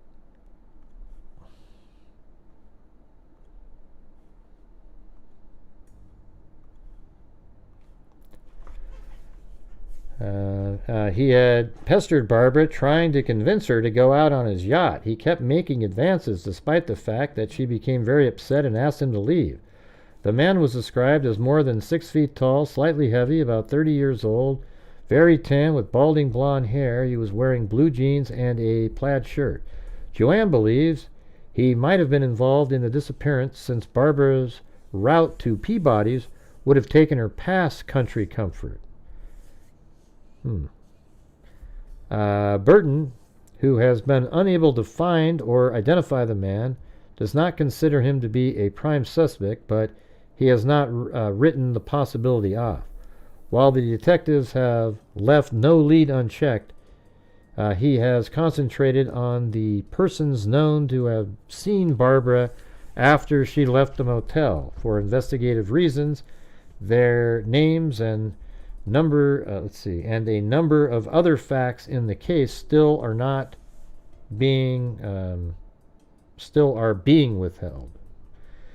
It is known, however, that somewhere in the 6 blocks between Aloha and Peabody, Barbara got into a car. Oh wow! And said. It says "and said," but it's just to say said Burton. We know the people that were in the car with her. Jesus, really? What isn't known is how many people may have witnessed something without knowing that what they had seen could be important to the police. What? That's just, this is where you want waterboarding, where it's allowed, you know.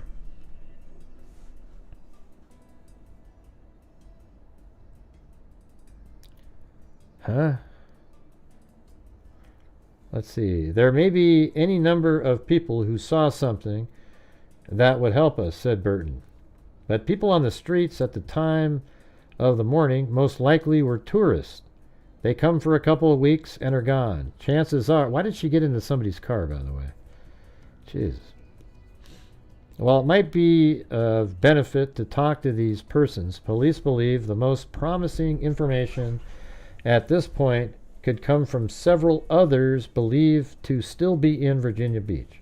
We know there are people who know something about it, but won't come forward, Burton said. For several months after the disappearance, Burton worked full-time on the Monaco case. He interviewed hundreds of persons locally, as well as others in North Carolina and Connecticut. He has attempted to learn everything he can about Barbara, and although he never met her, he feels that he knows her well. She was just an average person, he said. She wasn't the type who would suddenly change because she was away from home. She wasn't doing anything out of the normal routine. She was the type who made friends easily. Burton sees nothing unusual in the fact that she left her motel early in the morning in a strange town. There is a lot of activity going on at the resort strip at that time during the summer, he said, and kids that age have no fear of the streets at all.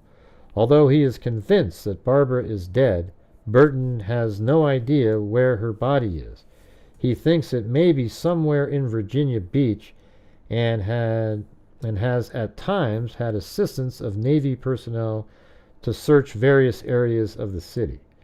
He also called in some psychics for help. Oh boy. I personally am not a staunch believer, he said, but they have given us a lot of possibilities. Well, that's easy. To get a hold of me. I'll pretend I'm one. I'll even wear a Swami hat, have a crystal ball in front of me, and give me the facts of the case, and I'll give you all kinds of plausible possibilities. Searches have been conducted in areas of that city pinpointed by the psychics, but nothing has been turned up. Police and fire department, divers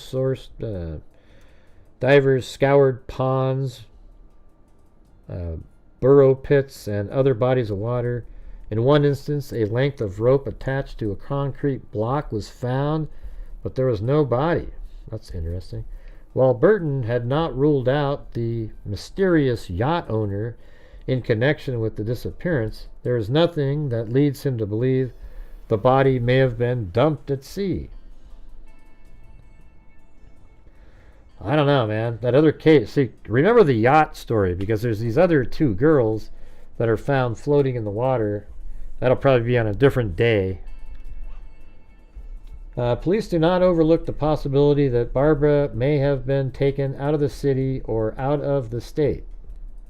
In addition to using psychics, Burton has had several persons put under hypnosis by Dr. Douglas Chasen, a Newport News psychiatrist, to help sharpen their memories.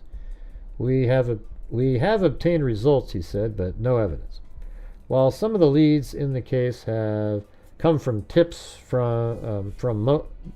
most have resulted from long hours of legwork. Virginia State police officers, particularly John Jenkins, have assisted throughout the investigation. Until a couple of months ago, new information continued to develop, but nothing of significance has surfaced in recent weeks. Hey, thanks, Monica Reeves. Appreciate it. As it now stands, Burton has at least a handful of prime suspects, but he can do little more than wait for a tip that might help him uncover some physical evidence. Burton, 36, said the case is the most unusual of its kind he's worked on in his 10 years.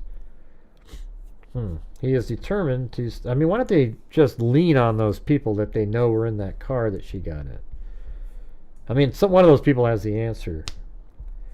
It's definitely a challenge, he said, but it's more than just that. I can't totally cut off my own feelings. I have come to know Barbara and her family. I fully understand and sympathize with what the family has gone through. There probably isn't a day that goes by when I don't think about the case. Sometimes I wake up in the middle of the night with it running through my mind.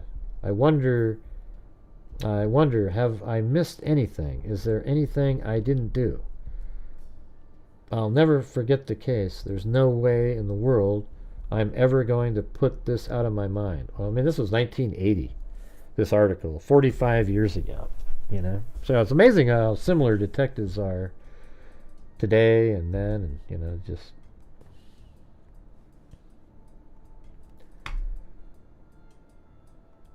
All right, and then here's another really long one again. This is 2003, though. Let me just see if there's some. Let's see.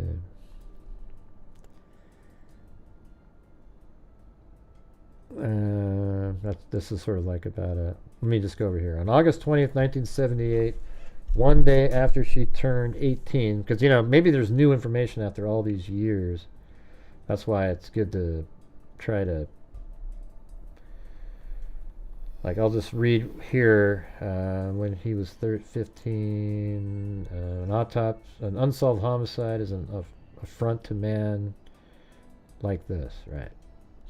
All right, so let's just go right here. On August 20th, 1978, one day after she turned 18, Barbara Jean drove to Virginia Beach with her sister Joanne for a week's vacation.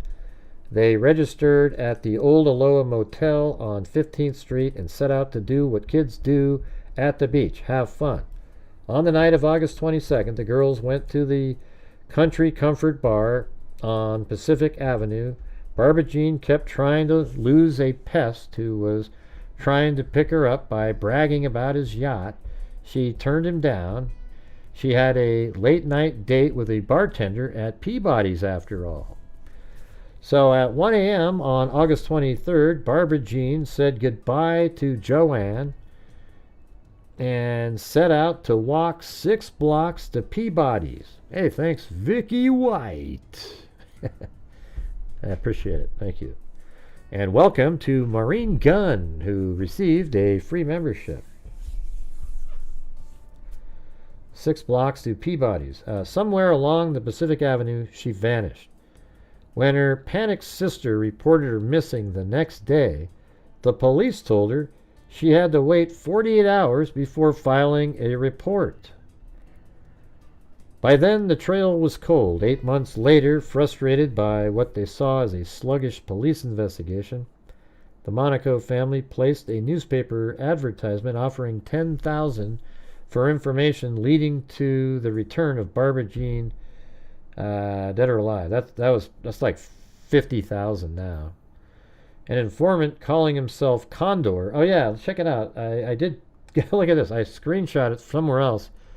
These are letters that somebody wrote to them. Let's see. This one says, "No, police. I demand to remain anonymous. If you will not play my way, there is no deal. Cash for information. Condor." Then over here it says, "Mr. Monaco, I have information about Barbara for the $10,000 in cash. I will give the information to you. I have to have cash for my protection. You can contact me through the personal column in the VA Pilot newspaper, Norfolk, Virginia. Contact Condor. I will want to meet you in person to exchange cash and information. I will contact you after confirmation through the paper to give you instructions." I wonder what happened with that. Crazy, right? I mean, this is like weird shit.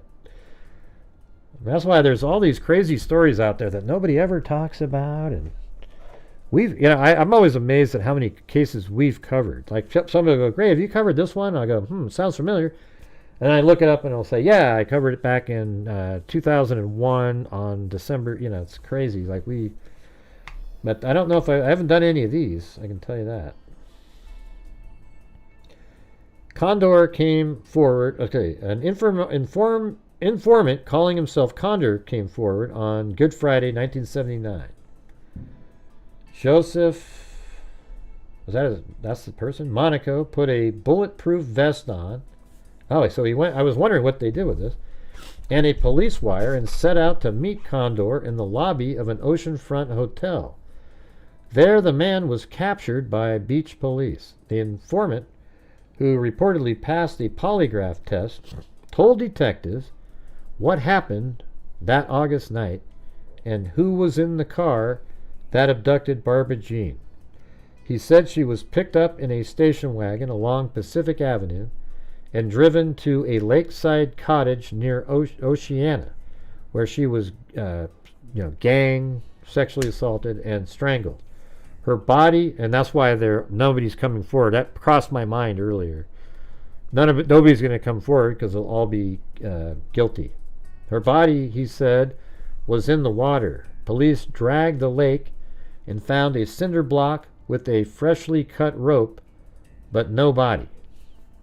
Although the Monaco family begged beach prosecutors to offer the informant immunity in return for his testimony, they refused. How stupid.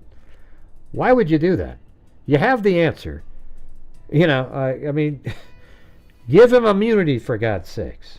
You know, he might be the one that did the strangling, but at least you can get the other people and get the answers.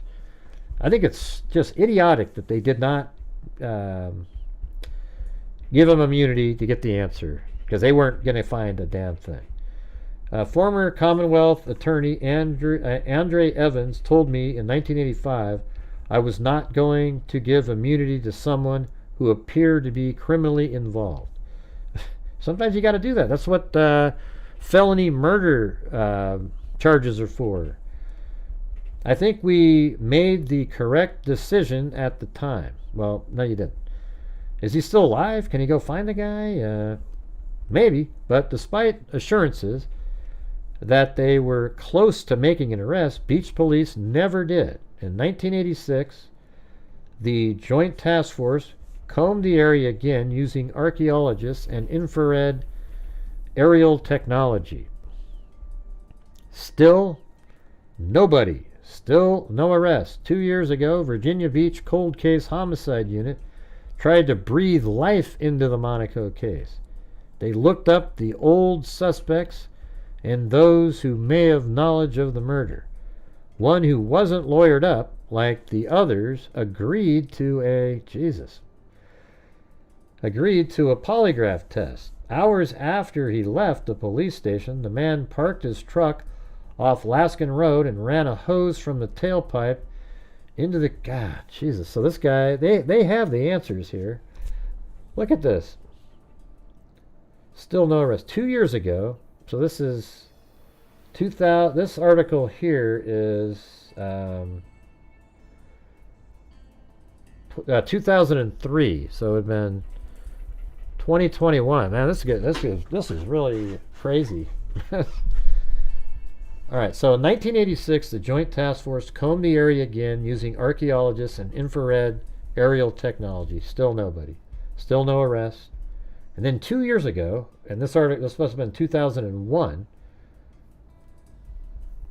Virginia Beach's Gold Case Homicide Unit tried to breathe life into the Monaco case. They looked up the old suspects and those who may have knowledge of the murder.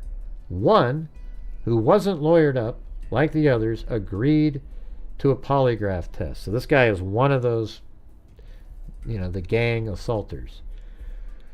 Hours after he left the police station, the man parked his truck off Laskin Road and ran a hose from the tailpipe into the cab.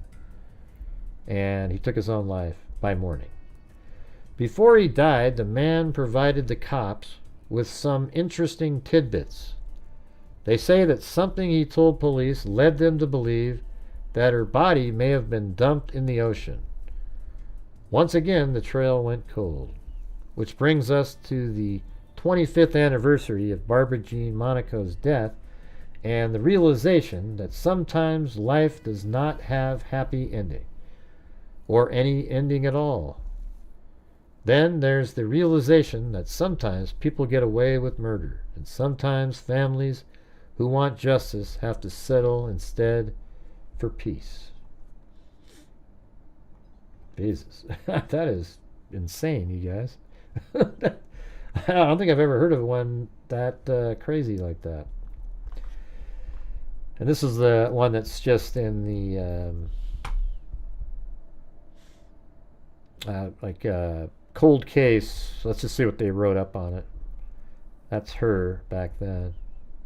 Very pretty. Oh, look at, there's some other pictures of her. Poor thing. Monaco and her older sister lived in Derby, Connecticut in 1978. They took a vacation trip to Virginia Beach, Virginia on August 20th, the day after Monaco's 18th birthday, and registered at the Aloha Motel on 15th Street. Monaco and her sister went to the... I mean, wouldn't it be enough, though, that guy said what he said, and then you can go arrest those other people, though? Monaco and her sister went to the Country Comfort Bar on Pacific Avenue on the night of August 22nd. A man there kept urging Monaco to go out with him and told her he had a yacht. I mean, it's interesting that she's thrown in the ocean and then there's this other guy that wanted her on a yacht. So did those other people on his behalf pick her up and then they took her to the yacht. I mean, that's interesting, right? But she was uninterested. Monaco was last seen at 1 a.m. August 23rd when she left her sister and began walking to a bar called Peabody's, where she had prearranged a date with a bartender. The bar was just 6 blocks away. Witnesses saw Monaco get into a car on Pacific Avenue. The vehicle reportedly contained 4 or 5 men. She never arrived for her date and has never been heard from again. Her sister tried to report her as missing person later that day, but the police refused to take a report for 48 hours. 8 months after Monaco's disappearance, her family advertising a $10,000 reward for her recovery, dead or alive. In response to the ad, a man came forward claiming he had witnessed Monaco's sexual assault and murder the night of the disappearance. He told investigators that Monaco's killers. So is this the person that they're talking about who came forward, or is this a different person? Because he's not the one that asked. This is a different one than that asked for immunity. This guy came in, and then he went and took his life. So there's 2 different people. He told investigators that Monaco's killer had abducted her, and as she walked along Pacific Avenue, so one of them probably pulled out a gun or did something, forced her in there. That's why she went in. That answers my question from earlier. Put her in a sedan, drove her to a lakeside cottage near Oceanside, Virginia, killed her, and dumped her body in a lake. Well, one of them said ocean. Authorities dragged the lake and found a cinder block. So that does seem like it's that guy that we just heard about. The stories are a little different, though. With a rope tied to it.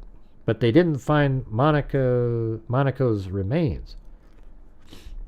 The informant reportedly passed a polygraph exam, but he ceased cooperating after authorities refused to offer him immunity. See, this seems like a different person than the one that took his life right after he walks out of the door. But he ceased cooperating after authorities refused to offer him immunity from prosecution in exchange for his testimony. Other witnesses and suspects have been interviewed over the years. James L. Limbo Moore Jr. spoke to police in 2001. This is him. And reportedly gave them information he could only have known if he was with Monaco on the night of her disappearance. He agreed to take a polygraph test to verify the authenticity of his story, but only hours after he made his statement, so that is a second person, before he could take the test, took his own life outside his apartment. Now that obviously indicates that that person is involved and knew. Nobody would do that. Here, let me look this guy up. That's new enough. So James Moore, Virginia Beach. That's a pretty common name, sadly. Or James L., right?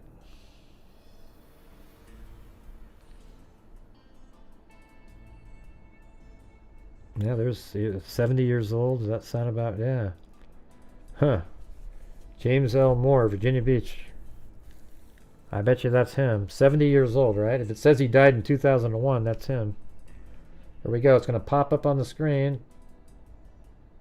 Oh, and look at that. 2001. That's him. James L. Moore, deceased, age 47.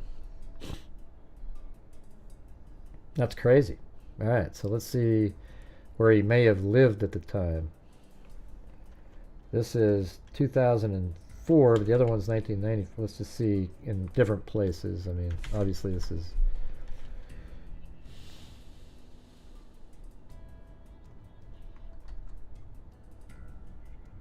It's not gang related. All right, let's see, right there.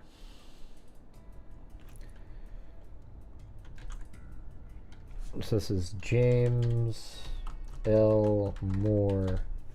So this one obviously isn't related to the serial killer, but interesting story anyways. So we got that. Let me see. What was the other? Oh, yeah. And then there was another address here.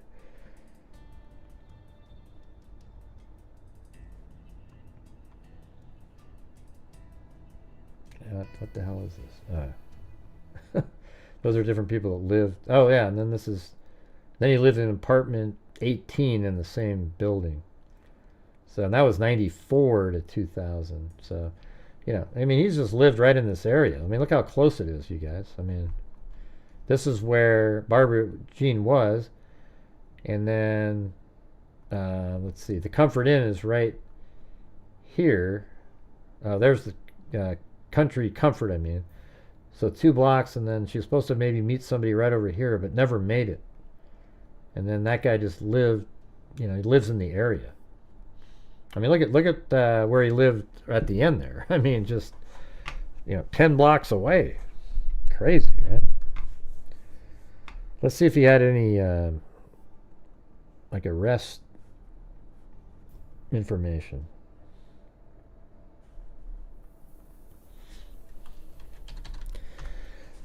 All right, where are we at now? We are, let me just check it out. Maybe there's a chance we could somehow reach the goal.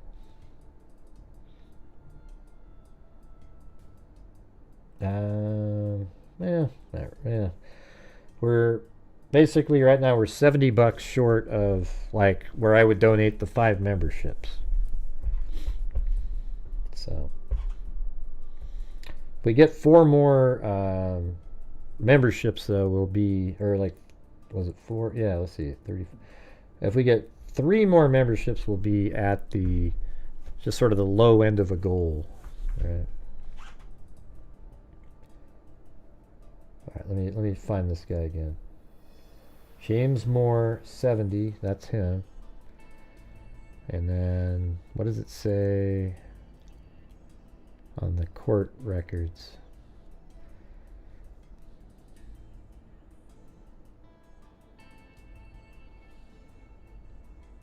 There's nothing in there. Well, at least he's in the system. Doesn't look like they even have him. There's, you know, only thing that's in there is just him and 2 different addresses, and that's it. That's wild, though. Man. Like, who are his associates, you know?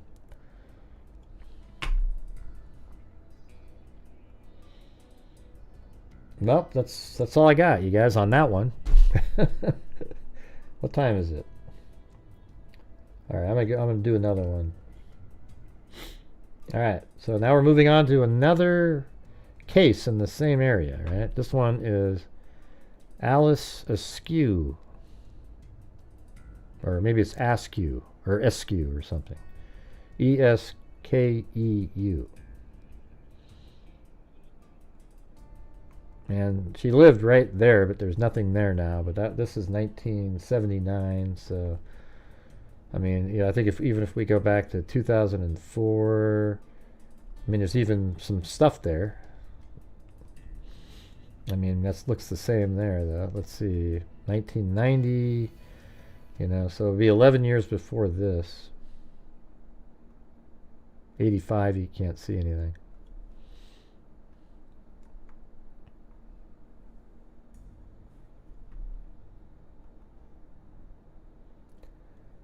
All right. So here is, this is Alice Askew. I can't really, it's a really small picture of her. Maybe there's a bigger one out here.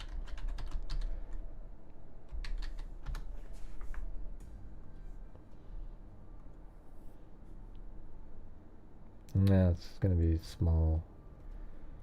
But you can kind of see her right there. On Tuesday, September 4th, 1979, Alice left her home walking towards Laskin Road just before dusk. A missing person report was filed with police after she failed to return home that evening. Wow, sounds kind of familiar.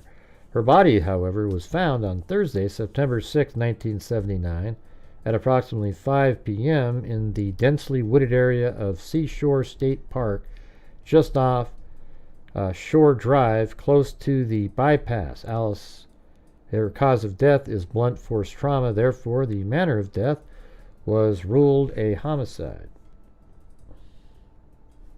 Especially if she's found in the middle of the woods. You know, you don't really just sort of go into the middle of the woods and club yourself in the head, you know.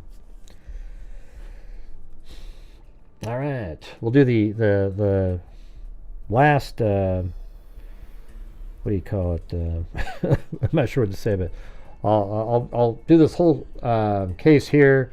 But while we're watching it, if you're out there and you have the ability to help support the channel, if you can't afford it, I don't want you sending anything in. But if you can support it and want to help support the channel, I would appreciate it. We're trying to, you know, kind of test the waters on being able to cover other cases that are out there, because this is what we used to always do, but it's become very difficult to attract an audience or get people interested in things other than the really big cases these days, because how it's just sort of pushed on everybody, and to, you know, keep up, you got to stick with those, unfortunately. I mean, I know, like, Cheryl Moran likes to do other ones, and I like to cover other cases myself, but, you know, you know, for example, the Idaho 4 case with Koberger, that one's just really interesting to me regardless. You know, if it wasn't interesting to me, I wouldn't do it, even if, I mean, just like I never covered Karen Reed other than maybe twice, because it wasn't interesting to me. So, if you're out there and you have the ability to help support the channel, I would appreciate it. All right, anyways, here's the other one. Body in the Woods is Beach Woman.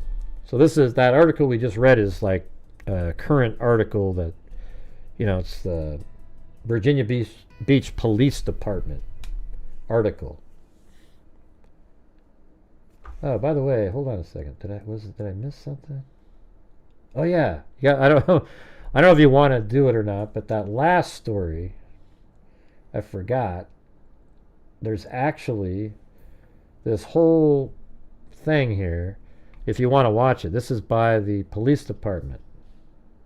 On the phone, and she introduced herself. She said, "I'm hoping you'll write about my daughter, please. Could you?" I mean, this is 20-something minutes long now. I'm not sure. I kind of want to go on to that next story, though. But, you know, this is interesting how it's showing this video. That's the tunnels where that other body was found. Could you do another story? Could the newspaper please do one more story on her? And vanished. And I can't get it out of my head. I think about this 18-year-old who's just gone. Just gone. I guess we could play it if you guys want. I'll do this one, and I'll do that other story. All right. Well, let's try to see if we can make it worth the while.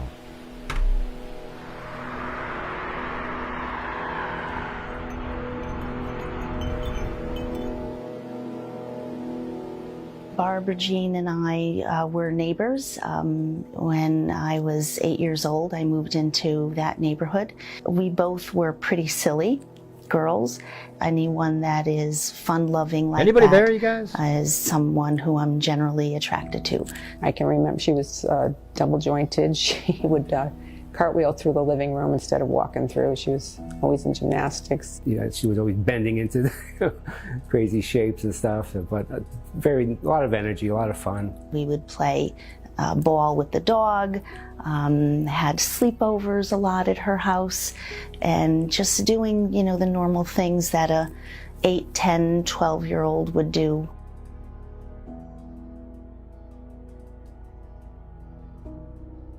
At that time, I didn't really know Barbara that well, because Barbara was Joanne's little sister. You know, she was more of the pain in the neck little sister. Okay, come on. Thanks, Cheryl Moran. That was very kind. And you two, very often the case. 5 memberships. Very awesome. Very cool. Hey, we made the goal again. There you go. At the end of the show, I'll donate the 5 memberships. But you guys, if you want to, you know, make it the good nights. There's 3 nights we had this month that were just like Jack sounds like a suspect. Who are you talking about? When we first met. As far as the high school scene, we were majorettes and had a lot of fun at bonfires and pep rallies and that sort of thing. She was only 18, and she'd also been very sick that year. Barbara Jean had Guillain-Barré disease, which is, I think it's some sort of lung ailment. It's an infection that attacks your body and moves all the way up, and that's why when you're in the hospital, you have a respirator. I remember a bunch of us visiting her in the hospital and then getting kicked out because we were too loud and making her laugh, and she was fatigued and we shouldn't be doing that. It's kind of, you know, ironic. I mean, she could have died from that, and she lived through that whole thing, and then we still had her taken from us. Yeah, we had a troll show up. I always knew that you always can tell when the trolls show up. And by the way, I mean, she does, Cheryl Moran does help the channel out quite a bit. But there are other nights lately that she wasn't here and we made the goals. So there you go. She is just a generous person that likes to help out my channel. I appreciate it. Sorry for the trolls, you know, and see what their goal is. Let me just tell you guys something. The trolls that show up on my channel, their goal is to make it so other people don't want to help support my channel anymore because they don't want to deal with the trolls. So that's what their whole agenda is when they come in here. Okay, and I'm sorry that they show up. All right, I can't do anything about them. I appreciate the mods for getting rid of the comments and getting rid of them as quick as they can, but that's what the trolls do. So, you know, I've had other people over the years that have supported my channel similarly, and the trolls attack them and push them away over time, and it's just really shitty for the channel and all the stuff, the great stuff that we do. So I hope that they don't affect the way anybody thinks in here. All right, so sorry about that, Cheryl Moran, but some idiot came in and made a stupid comment. Disrupting the show as usual. So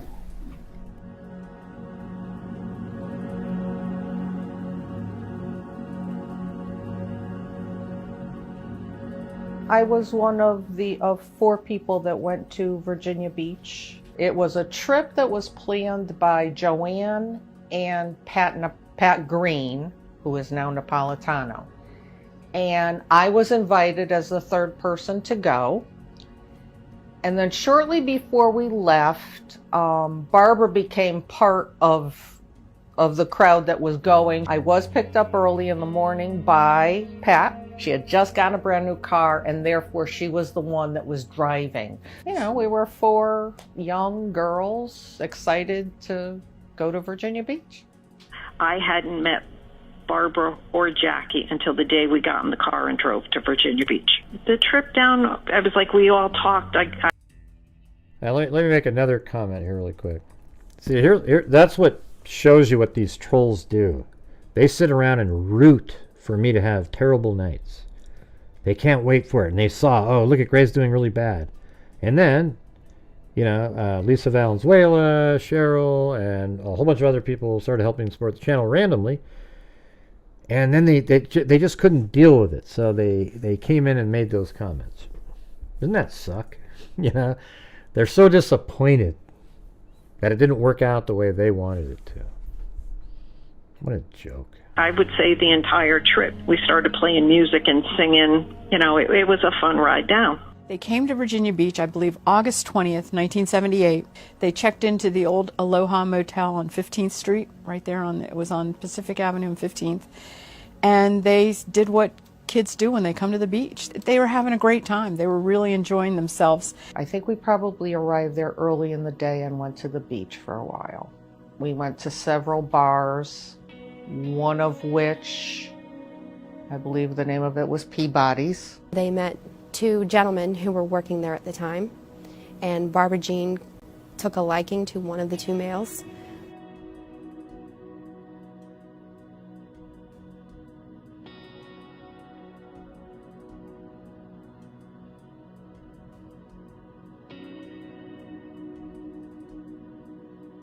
During the day, Joanne and Barbara Jean went to the Country Comfort, where they met a couple of other guys, to include one male who really wanted Barbara Jean to come to his yacht. We found out later that his name was James Moore, also known as Jimbo Moore. You know, I think it was like 10:30. We were already back at the hotel. We were tired, I think because we had stayed out so late the night before. Came back to the hotel, and within 15 minutes to a half an hour, Barbara announced that she was going to take a walk down the street and go back to Peabody's. We didn't think anything of it, as strange as that sounds, to let her go off by herself, because we were in Virginia Beach. It was early for such a vacation spot. The streets were packed with people, vacationers, you know, kids, people our age. And the bar, as I remember it, was only a few blocks away from the hotel. So it wasn't like she was walking far and she knew where she was going. And we all opted to stay in the hotel and let her go off.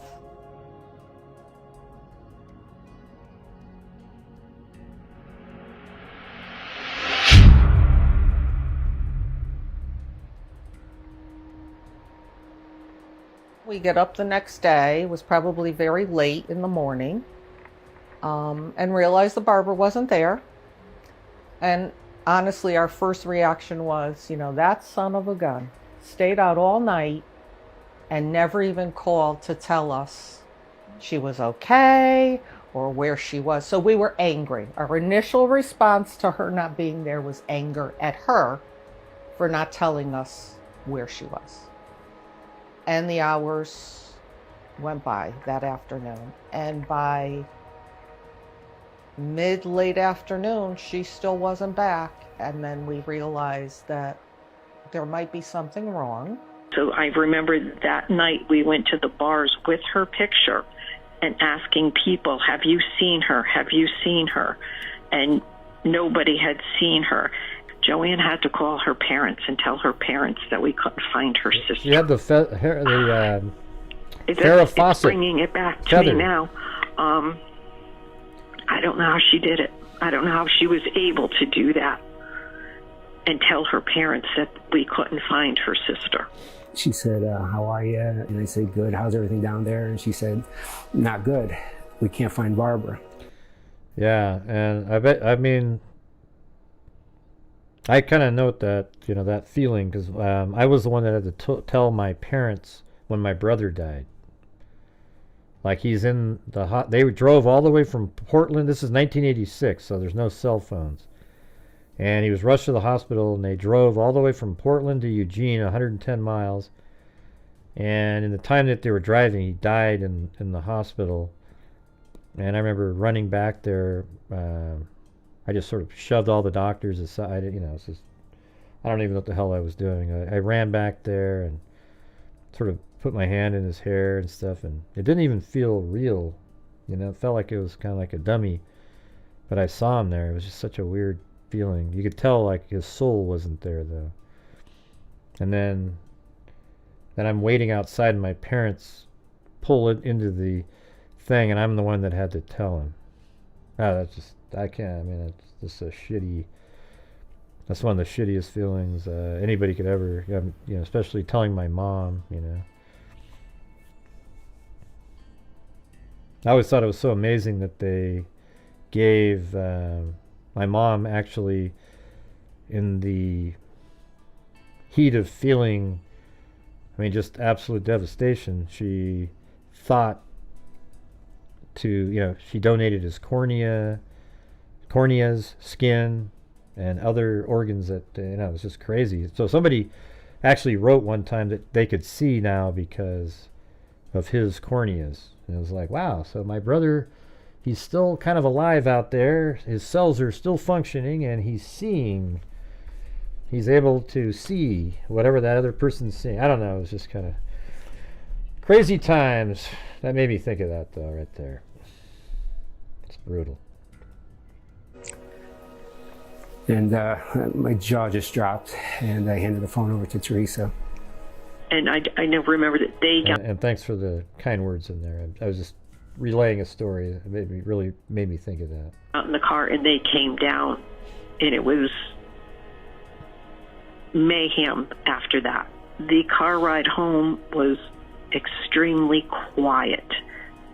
It was like nobody knew what to say because there was nothing to say there. Hey, before we get to the rest of this part here, I will tell you what Lanky Tor just said. I mean, that's one of the craziest stories there ever was. So, it was a year after my brother died on his birthday.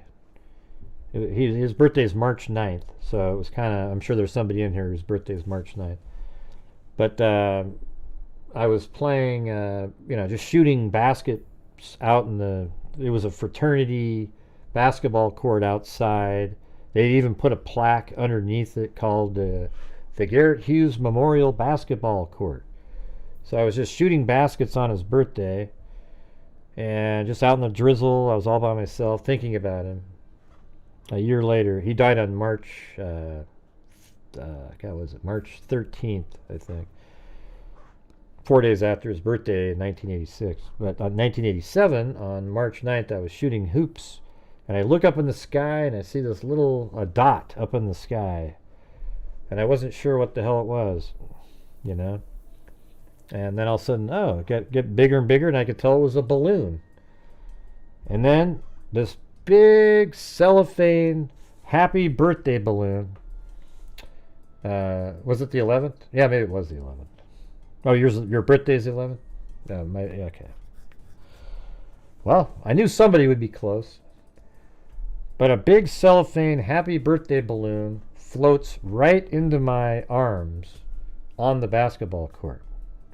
Yeah, we know, Darkster. Yeah, we know what it is. Isn't that crazy? It floated right in my hands. A happy birthday balloon on his birthday in the middle of the rain. And it lands right in my arms. And then the damn thing stayed on the ceiling for a week inside the apartment. Or inside the fraternity. So anyways, I always thought that was a crazy story. Like, man, maybe that, like, he sent that to me or something. Wasn't that wild? Yeah. That was going to help anything.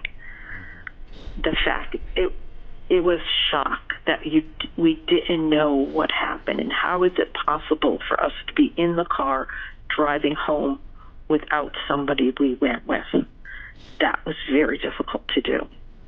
When she first went missing, we didn't know whether somebody was holding her or whether she was against her will. We knew I was getting married in 2 weeks.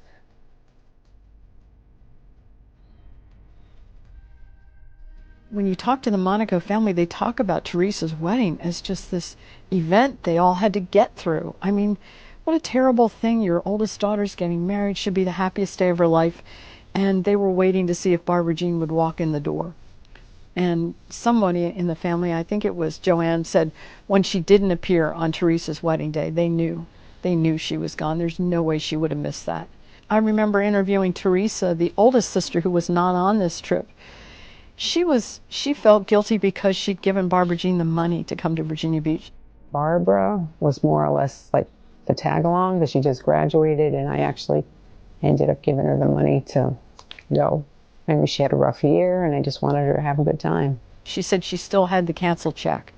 She said, I wish I hadn't given her the money, because then she might not have been able to go.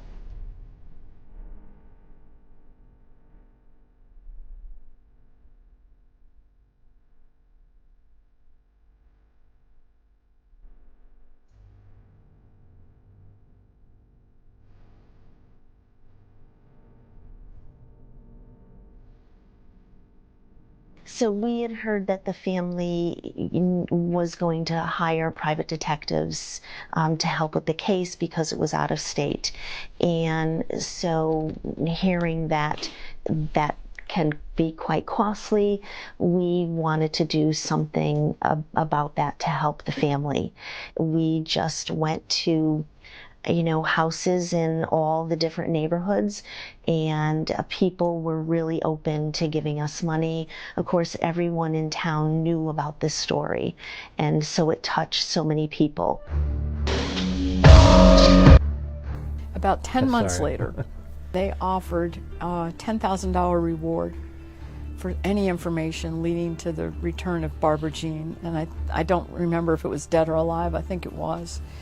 And the really strange thing was a guy came forward, identified himself as Condor, which the reference to that is from a movie, 3 Days of the Condor. It was sort of a spy thriller. The Monaco family notified the Virginia Beach Police Department. A takedown operation began. Conversations began between Monaco family and Condor, and a meeting was held between Condor and the Monaco family. Sorry, my computer This meeting took place at the Hilton Inn Hotel. He was taken down in the lobby This is crazy, of the Hilton this Inn part. Hotel. Condor was identified as Carrie Copeland.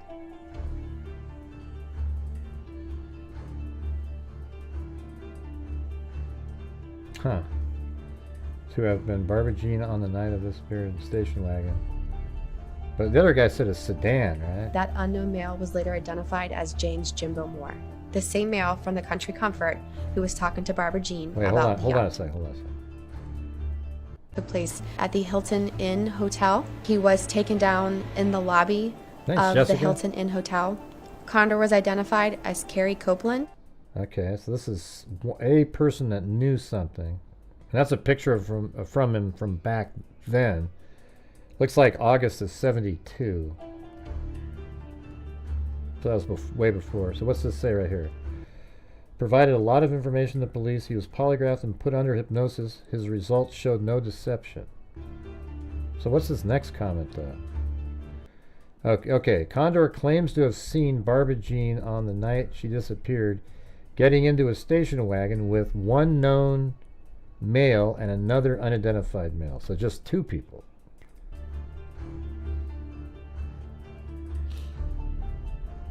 And he must have gave that name out. That unknown male was later identified as James Jimbo Moore. Wow, so James Jimbo Moore. This is one that wasn't lawyered up. We just looked him up. The same male from the Country Comfort who was talking to Barbara Jean about the yacht. Oh, that's a different one. Oh, wow. Oh, wow. Wow, so that matches what I was saying a minute ago, is that that's crazy, right? So the yacht guy, I said maybe he got a group of people together to go get her. Man, that's insane right there. That's different than what we just read a minute ago, isn't it? That he and the other male did in fact rape and murder Barbara Jean Monaco and then put her body in a small pond by a burrow pit area off of Oceana Boulevard near Bills Road. And they went out right after that, I think, and dragged a borrow pit out near Oceana. This is crazy. They found a cinder block with a freshly cut rope. So that's nuts. The James L. Moore guy that went out and he told the cops, and then he goes home and puts the hose in the car and he took his life. He's the yacht guy from the bar that kept asking her to go out. Oh, man. Rope, which was how supposedly she'd been dumped in that water. And there was no DNA on a rope. There was nothing.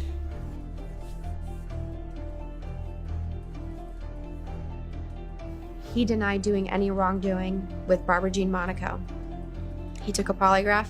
He did not pass. It was learned that Jimbo Moore was a person that was with him that night. Jimbo Moore was also spoken with. Wait, I gotta rewind it because I'm trying to figure out who she just talked about who didn't pass the...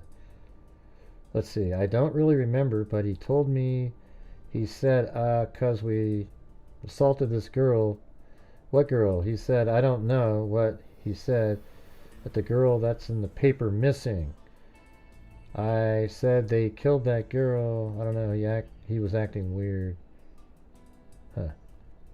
That in fact rape and murder Barbara Jean Monaco and then put her body in a small pond by a burrow pit area off of Oceana Boulevard near Bills Road. And they went out right after that, I think, and dragged a borrow pit out near Oceana. They found a cinder block with a freshly cut rope, which was how supposedly she'd been dumped in that water. And there was no DNA on a rope. There was nothing.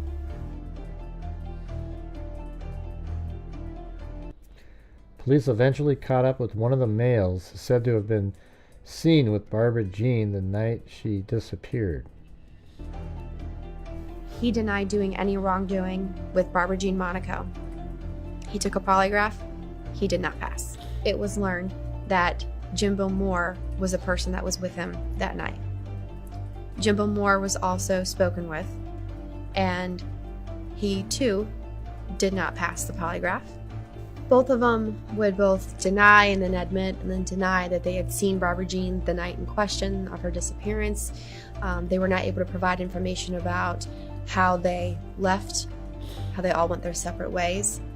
They all denied, both of them, that they would rape or murder Barbara Jean Monaco.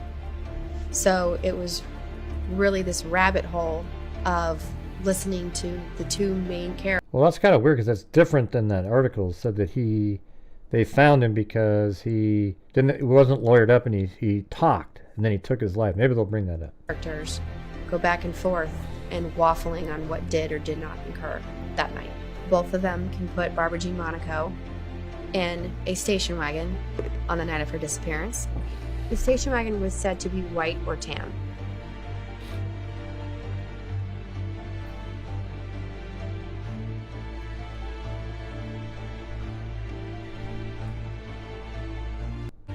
Condor and one of the other males had connections to a station wagon. But why would the case go cold? You got the freaking answer right here. What are you guys doing?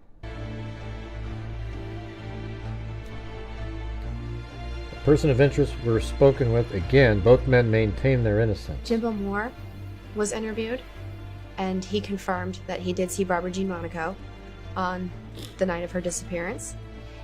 He confirmed that they went to a boat off of Oriole Drive. He described her. God, I just told you that. So James Moore is the yacht person. Didn't I tell you that? Man, that's what I came up with earlier in the show.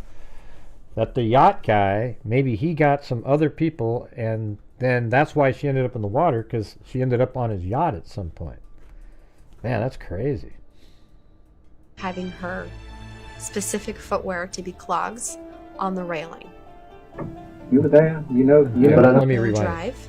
He described her having her specific footwear to be clogs on the railing. You were there, you know. Right, but you had the word clogs in the papers a lot, so. He described her having her specific footwear to be clogs on the railing. You were there, you know. But I don't remember. And I believe you could help us. But you got, I'll rewind it again, but see how I could be a psychic, though, you guys? You see how I went through the pieces of the puzzle and I said, man, maybe the guy with the yacht, I didn't know that was actually the James Moore guy. The guy with the yacht, I bet you he got some other people to collect her, and then he took her out on the yacht, and then that's how she ended up in the water. See, I could have just been a psychic just by giving me the basic information of the case, but I could have gleaned it from holding a what do you call it, like a a magic ball or whatever the hell those things are called. Specific footwear to be clogs on the railing. You were there. Crystal ball. But I don't Crystal remember. And I believe you could help us, and I believe you could come up with some answers and help these officers come up with some answers on this thing. If it's someplace where they can look, where you can suggest in your imagination where they can look. If I had a place, I would come. Your mama telling anything about come on get some of it or anything? No, I can't know that. Your mama seen I know. That doesn't really sound like me saying something like that. But like I say, being drunk, I might have said something like that. If he went into court and said that you told him to come on and get some of that, what would you say about it in court if he took the stand and swore on the oath? What would I say? Mm-hmm. What could you say? I couldn't say. Would you be able to I couldn't remember take the stand then and get up there and hold up your right hand to the Almighty? And I wouldn't be able to do that because I don't remember. He continued to deny any nefarious actions with Barbara Jean Monaco, and also cannot provide an explanation about how that night ended. 2 days later, Jimbo Moore killed himself. Jimbo Moore died of carbon monoxide poisoning after being found in his vehicle. God, that's crazy. Jeez. This is an And I don't, see, when I do these shows, all I do is collect all of the articles and stuff, and then on the show, I try to evaluate it because it's boring to go through every single one of those things. And like, yeah, I already knew this. I think it's fun to sort of discover the stuff as we're going. So no, I don't read the shit first. I think that'd be stupid. an odd case, most importantly because we don't have Barbara Jean's body. Without a body, Yes, I summoned a spirit. and without cooperating witnesses, the case has just been sitting there with these names and these guys that would not talk. Barbara Jean's father, I think, was 55 when she went missing. Her mother was 47. Her father died a few years ago, and her mother's now 88.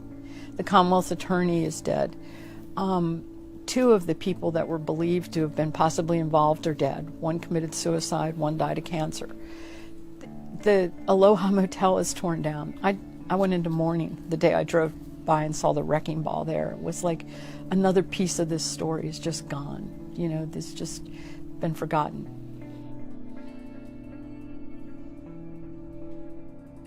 On the 25th anniversary of Barbara Jean's disappearance, they held a memorial service for her in Connecticut. And I went up there. That's the only time I've ever been to Derby, Connecticut. It was one of the most moving things I've ever seen. I mean, a beautiful old Catholic church. And in the front, I believe it's probably where Teresa was married, where probably they were all baptized. And in the front of the church where you'd normally have a casket, there was just a picture and a big bouquet that said daughter on it. And it was sad seeing a funeral service without a body. But they were trying to get what we all talk about as closure, which is a term that gets overused, but I really do believe that's what the family was looking for that day. And my impression is that they didn't get it. You know, having a service makes you feel good for a while, but you still have the mystery. The Monaco mystery just sits out there. My parents really couldn't deal with not having the closure, so they decided to have that mass. And I turned around and the whole church was full, and there were, you know, people that I went to high school with that I hadn't seen in years. They just started crying. It was so touching. The most touching part was when the lieutenant from the Connecticut State Police spoke. So poignant. It was at that service that he spoke of the fact that one of the suspects that they had interviewed had committed suicide.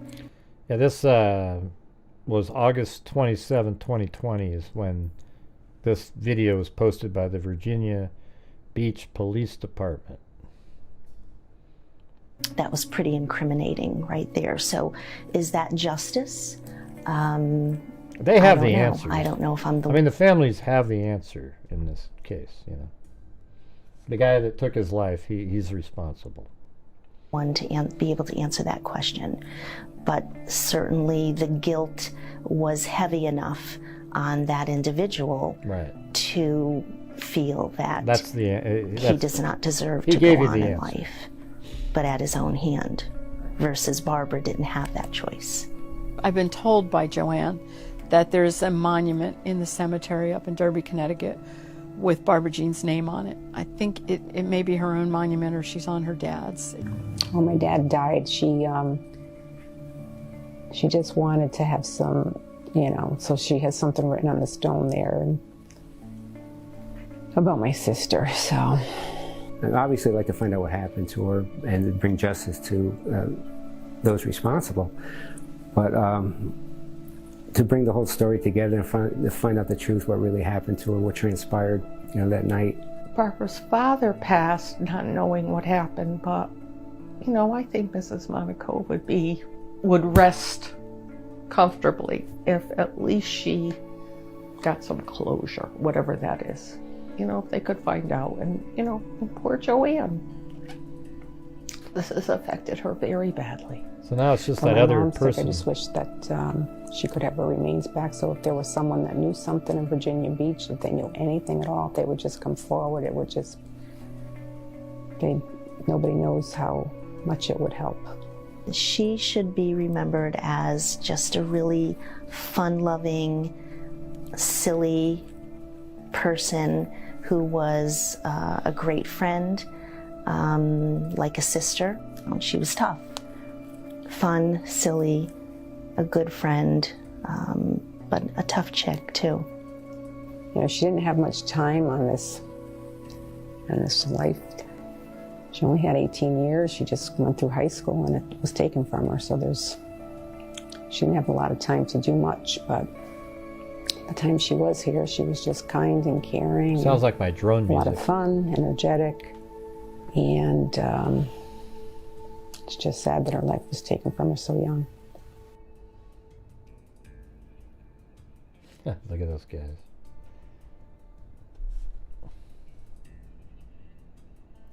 The two men, Barbara Jean and her sister, were cleared by police. Detectives have maintained contact with both. Which men are they talking about? I don't remember. The two men, Barbara Jean and her sister. Who are these people? They met the yacht guy. Apparently that's James Moore, right?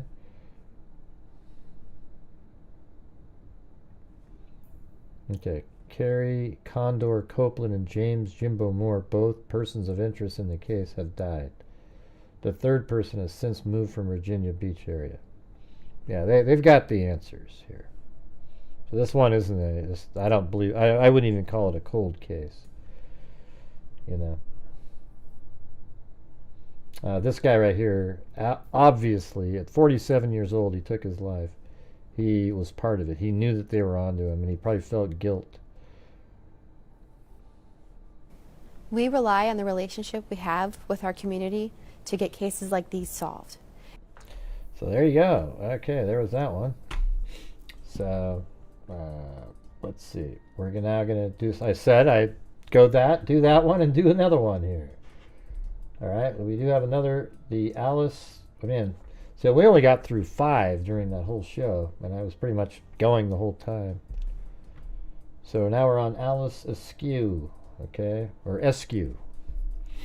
Not askew like, hey, man, my shirt is askew. All right, let's see. Body in woods is beach woman. The body of a young woman found late Thursday near Shore Drive was identified Friday as that of Alice Margaret Askew, 18. And by the way, put a 1 if you think that last case is solved. I think it is. If I was a family, I would absolutely consider it solved. I mean, you'd want to be able to get the answers from that person, but it is what it is, you know.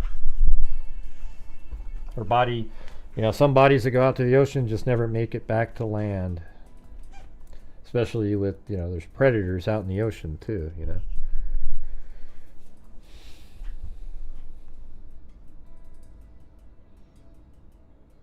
No, I just didn't remember the two. Oh, the bartender. Oh, that one.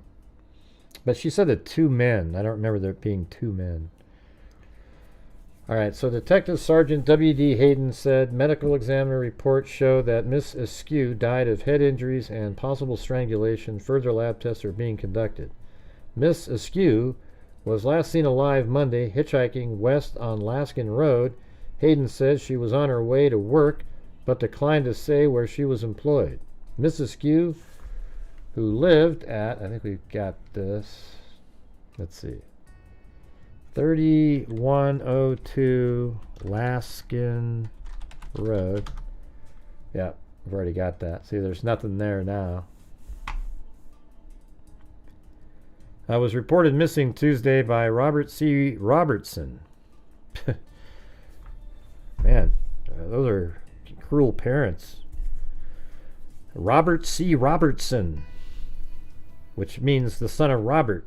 So he's Robert C., the son of Robert, of the same address. Her nude body was found in the woods adjacent to the Fort Story bypass. Now, where is that in here? Fort Story bypass. Is that a thing?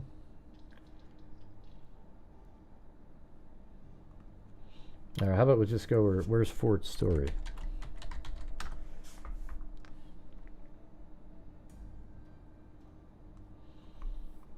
All right. I've never even heard of Fort Story. but here it is.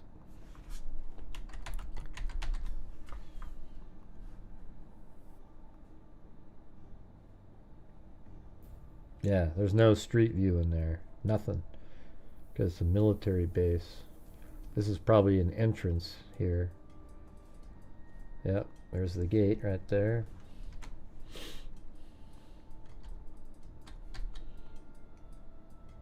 Creepy.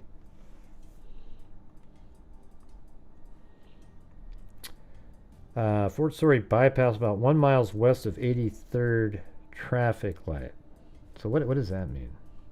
Let's see, 83rd Street. Okay, wow, okay, over here. Alright. So, is this what that is? This is like the bypass right there. There's 83rd Street, traffic light. So let's see. Her nude body was found in the woods adjacent to the Fort Story bypass. Does it say that? Let's go right there on Street View, and maybe it says on that sign.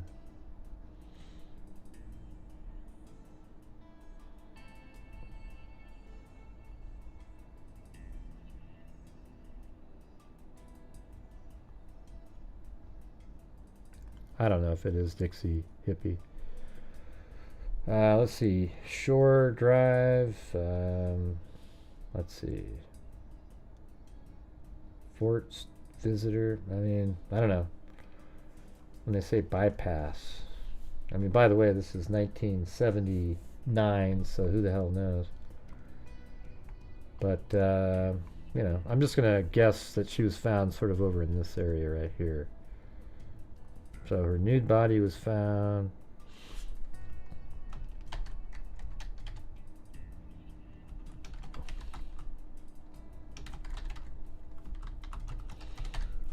All right. Right there. Yeah, that's Fort Story.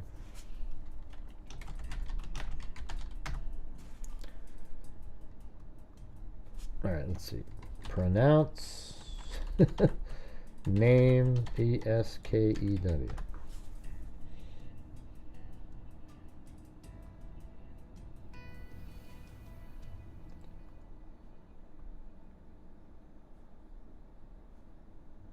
Come on. Eskew. Hey, it says Eskew. Eskew. Eskew. How about this one?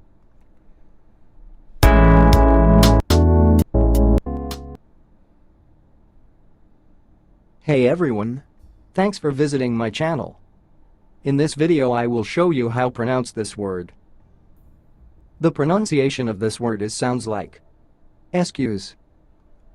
Eskew. Alright, there you go. Eskew. Not Esk.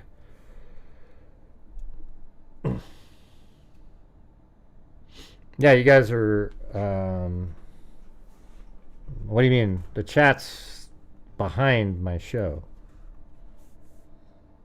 Yeah, you have to refresh your computer. Yeah.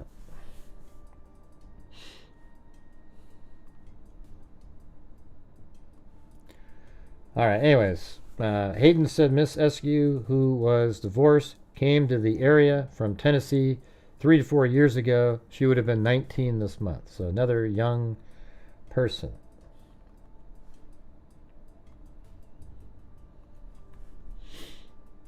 Man, that last story was crazy, man. Jesus, that thing is... Glad we did that one. Hitchhiker found dead on roadside. A driver who apparently stopped Monday to pick up hitchhiker Alice Margaret Askew, 18, may have taken her on her last ride, the woman's mother says. The nude, brutally beaten body of Miss Askew was found Thursday night at Seashore State Park. Let's see where that is. Now we know if we can. Seashore State Park.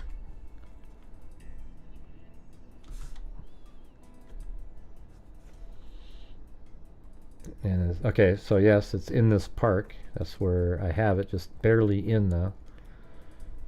So that is the Well, they say First Landing State Park, but I think that was also, let's see.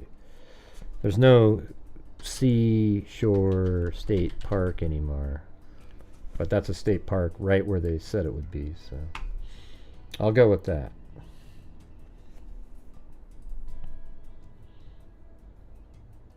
Man, you guys is anybody still here? Because the last Paulette with the crystal ball, that was like 30 minutes ago.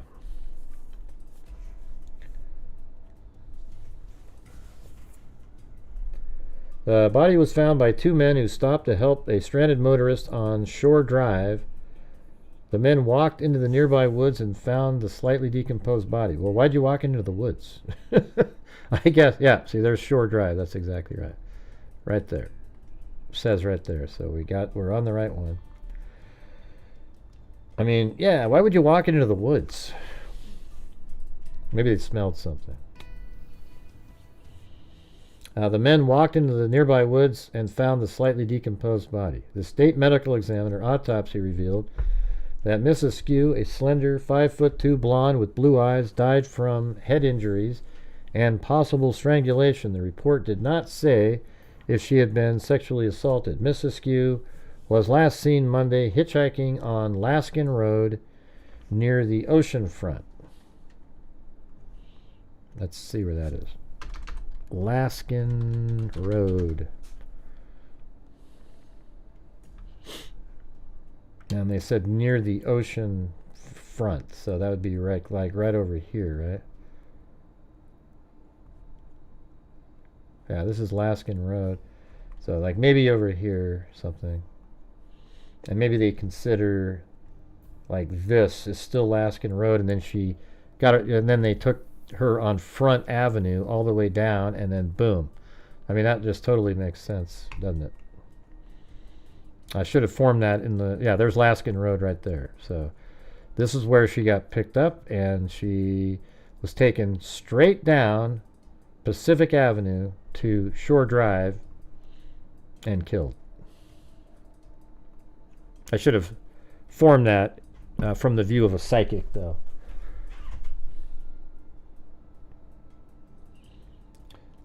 Askew hitchhiking.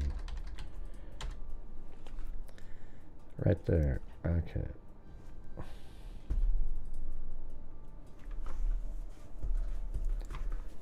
Last seen Monday hitchhiking on Laskin Road near the ocean front, said her mother, Lucretia Duncan, in a telephone interview from her Huntington, Tennessee home.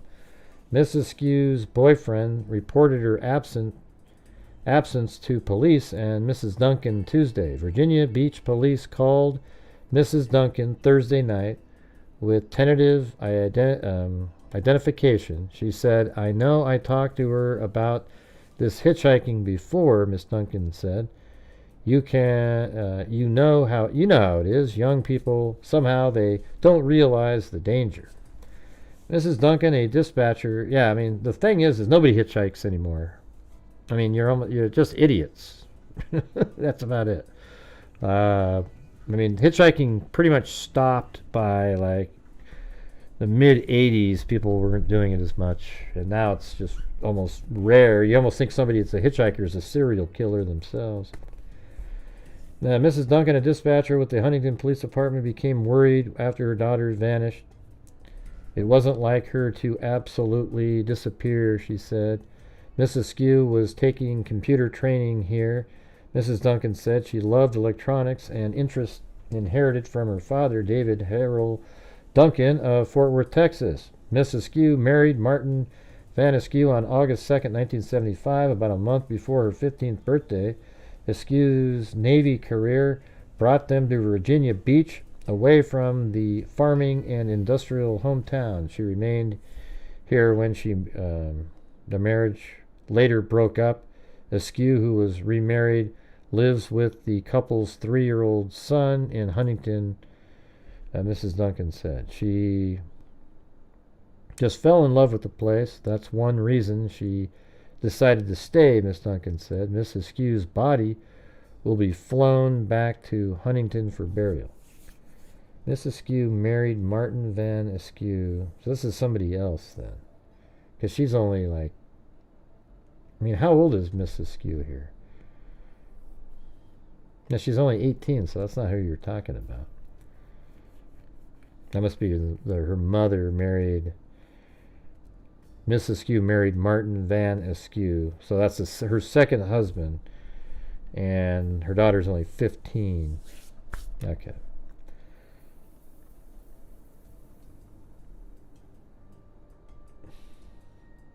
This is like, so it was September 8th, 9th, this is the 10th.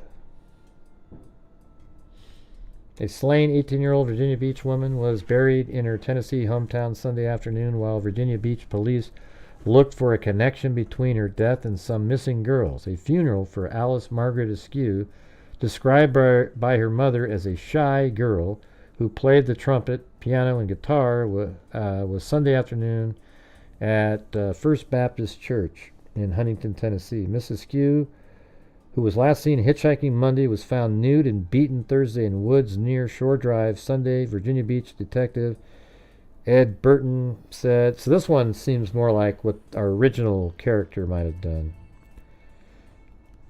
And his name was, I always forget his name, Ernest Broadnax.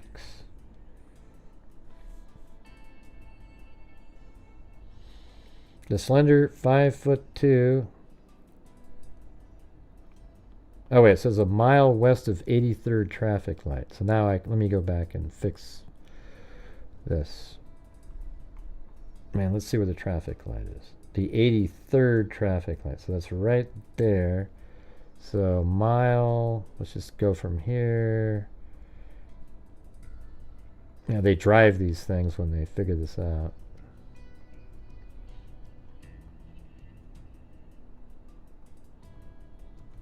And that is 0.26, so it's much farther in.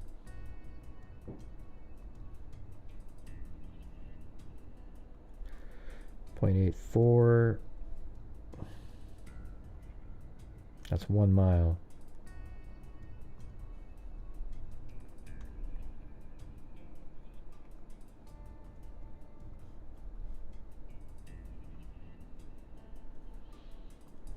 So that's where she was found, right there.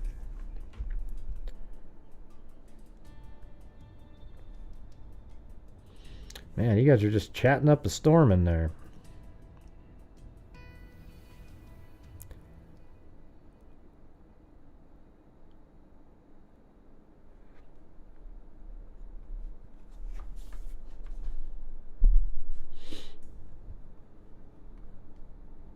Yeah.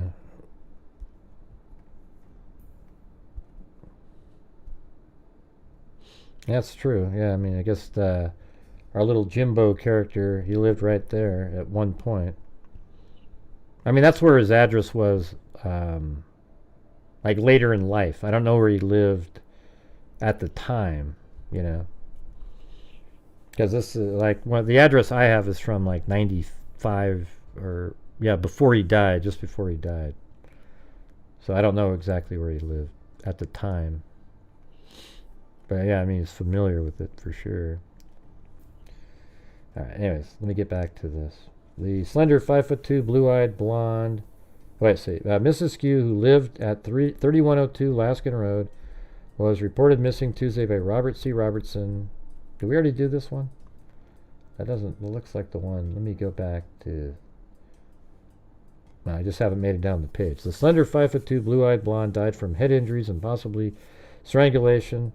Sunday, the victim's mother said she has warned her daughter against hitchhiking, etc., etc., etc. Yeah, it's same as very similar to the previous article. Now this one is 3 days later, and they're just already stumped right out of the gate. Police are seeking information from citizens in the slaying of Alice Margaret Askew, Mrs. Askew, 18, who was found nude and beaten September 6th in woods near Shore Drive, had been strangled, according to the final results of an autopsy. Mrs. Skew, a slender 5'2", blue-eyed blonde living at 3102 Laskin Road. She was last seen September 3rd hitchhiking west on Laskin Road. Police request that anyone with possible information contact the Crimes Against Persons unit. So she was hitchhiking west. So the person, like, she was probably right here and wanted to go west, but the person didn't take her west. Yeah, so Alaskan Road is right in the middle there. And so she wanted to go this way. And so the person probably got her in the car and said, oh, yeah, and then just kept going this way and maybe had a gun on her so she couldn't say anything.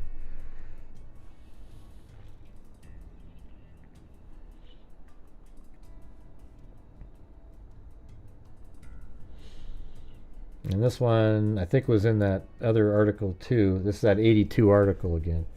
18-year-old Alice Askew's boyfriend watched her walk from their apartment September 3rd, 1979, stick out her thumb along Laskin Road and begin hitchhiking to work. Later, the boy told police how he had turned back into their apartment on Arctic Avenue, then remembered not kissing her goodbye. He said he had raced after her, but was unable to find Alice. He said he assumed she had already caught a ride. Oh man, how bad is that? That sucks. That ride, if in fact she did get one, was probably her last. Two men found Alice Askew's nude and partially decomposed body 3 days later in a thickly wooded area on Shore Drive, about a mile west of 83rd Street traffic light. The men who found the body wandered into the woods while waiting with a stranded motorist on Shore Drive. But why did they wander into the woods? In that, if that car hadn't stalled, it could have been years, apparently. Now there's a part B. Before we found her, Detective Ed Burton said recently, it was just blind luck that those people picked that area to walk in. I mean, that seems kind of odd, actually. I think it was probably they smelled decomposition and went in there. Alice Askew had been beaten severely, taken several blows to the head with a blunt object. Police were unable to determine if she had been raped. Cause of death was listed as strangulation. Her clothes and purse were never found. You know, and see, that's where that other guy comes into play. The Ernest Brodnax, because he was robbing people and he would sexually assault people. So maybe he has something to do with that one. But aren't you guys a little alarmed at all these crazy different things in the same general area in a very sort of short time frame?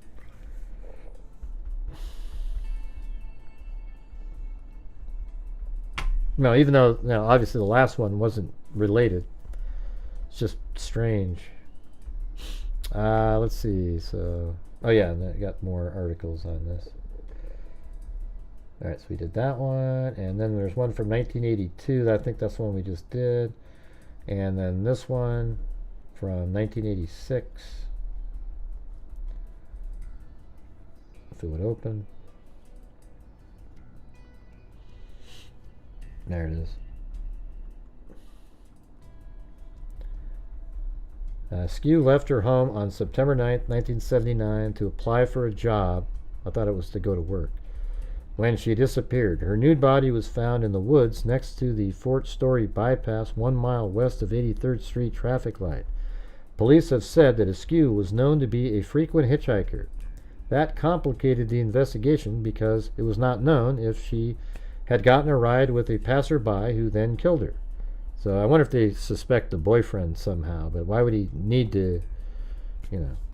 At the end of her death, a serial killer named, Henry Lee Lucas, surfaced in Texas and had claimed to have murdered more than 300 people. His claims, some of which have been proven false, they've all been, I mean, other than like one, drew international attention and interest from dozens of detectives. They started using Henry Lee Lucas to clear cases and get him off their books, even though he was making shit up. They would actually give him case files and, wow, look how accurate he is. On January 1st, 1984, Detective Tommy Baum of the Virginia Beach Police went to Texas where Lucas was in prison and spoke with Lucas, but Baum could not link Lucas to the crime. What a loser, Henry Lee Lucas. What a jeez. On Tuesday, September 4th, Alice left her home walking towards Laskin Road just before dusk. A missing person report was filed with police after she failed to return home that evening. Her body was found on Thursday, September 6, 1979, at approximately 5 p.m. in the dense wooded area of Seashore State Park, just off Shore Drive, close to the bypass. Alice's cause of death is blunt force trauma, therefore the manner of death was ruled a homicide. I thought it was strangulation.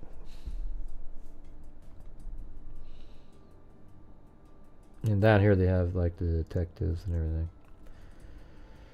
everything. Alright, well, let's see. Let's go to that really quick street view just to kind of see what it looks like in there.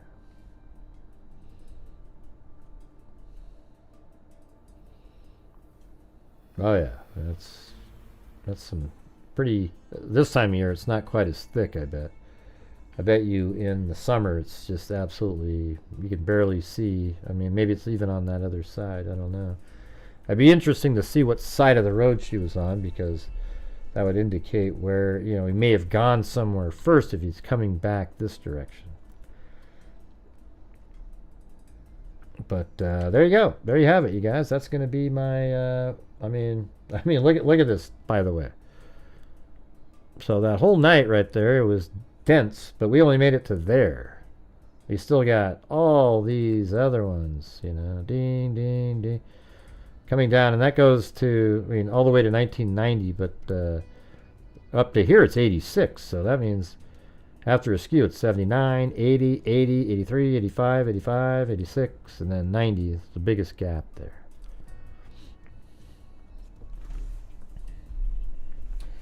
All right, you guys, that's going to do it. Thank you for showing up tonight, and, let's see.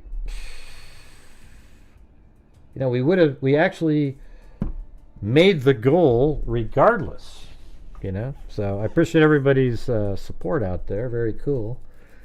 So we made it. So we have Amy Sue, new member, Richard Watts, then we had Paul Ayers, Cinnamon Sin Freak. I like that name. Who doesn't like that name? That's a cool name. Cinnamon Sin Freak. Deidre Gambrel. Oh, and I got my new license plates today. I got rid of Freak O. It was supposed to say Freak Zero, for God's sakes, but it said Freak O on it. And thanks Jeannie Gayagoy, Michelle H. And then Candalee Woodward Stone, 46 months. Then we had Who Knows, 18 months. Then Sandy Shirley gifted a membership. Then Cheryl Moran did a cat eye donation. Hopefully we kept some audio going for you out there, Cheryl, if you're still watching, for your, what was it that you're doing? Your getting ready a presentation or something. And then we had Mrs. W, Ash, Nikki Zubs. Oh, good. What? I don't remember what I said, Jessica. And then Laura became a new member. Then we had Cheryl Moran started a little mini wave with Michelle H, Sandy Shirley. Then Lisa Valenzuela jumped in with a cat eye donation. Then Monica Reeves. Then Vicky White gifted a membership. Then Very Often the Case gifted 5. And then Cheryl Moran did a double cat eye. Then I gifted 5. And then Jessica Schubach. That was at 9:57. That was almost an hour ago again. Oh yeah, my new license. Okay. Yeah. Very cool. Yeah, so my new license plate is not the same as the one before. It's more like, but Gray. There you go. That's what it says. But Gray. Come on, let's play that thing from last night again. That thing is hilarious. One more time. I think that was like, it makes me laugh. Let's see, where is it? It's from, Alan McMahon. And then right here. All right, here we go. Let's. I'm sure they'll get when I was on Court. That's when I was in Moscow, remember? When I was on Court TV, do you guys see that? I'm sure they'll get the obligatory, I can't believe you had Gray on your show, Vinny. I'm never watching again. When I was on. That is so freaking funny to me, man. I don't know why. I could just, oh God, yeah. Let me do it again. I think it's the way I do the cry part, you know. And then I laugh at it too, and then the guy listening is laughing. Okay, look at. Okay, let's do it again. When I was on Court TV, do you guys see that? I'm sure they'll get the obligatory, I can't believe you had Gray on your show, Vinny. I'm never watching again. When I was on Court TV, do you guys see that? I'm sure they'll get oh, shit. Man, I think that you know what? I need to make that a super chat video. Like, you know, if you send in 100 or so, you know, I'm just kidding, but I mean, that is the funniest damn thing in the world. I don't know what it is. I don't even look at it like it's myself, by the way. I just think it's freaking hilarious. Okay, one last time. When I was on Court TV, do you guys see that? I'm sure they'll get But look at what's funny about it is they really do that. So next time I'm on Court TV, go watch the video and look at all the morons that type in, I'm never watching you again. All right, here we go. When I was on Court TV, do you guys see that? I'm sure they'll get the obligatory, I can't believe you had Gray on your show, Vinny.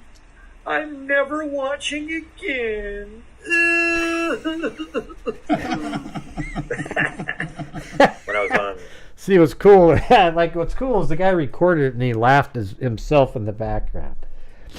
But anyways, you guys should watch. I gotta put that out there. I gotta make that a short.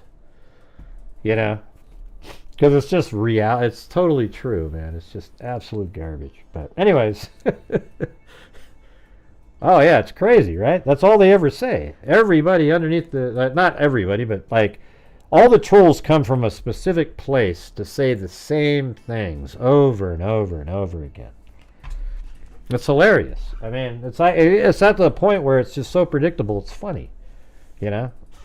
They're ridiculous. But anyways, I don't know which show was that in? Was that I did 3. Remember that one day I did like 3 of them on the road?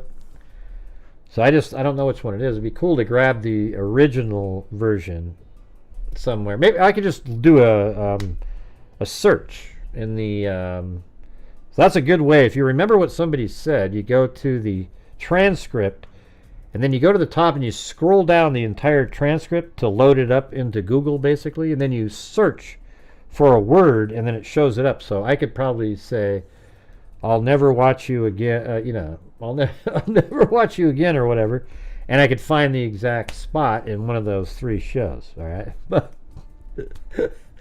oh man, that's freaking hilarious.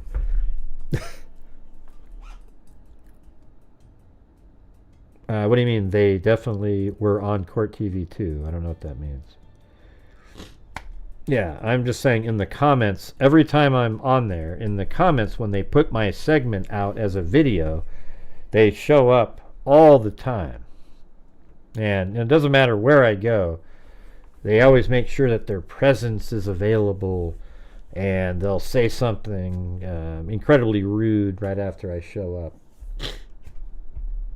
So, yeah, maybe makes me a little bit jaded myself, but, you know, whatever. All right, well, thanks, everybody. We will see you guys tomorrow. Court TV, do you guys see that? All right. I'm sure they'll get the obligatory, I can't believe you had Gray on your show, Vinny. I'm never watching again.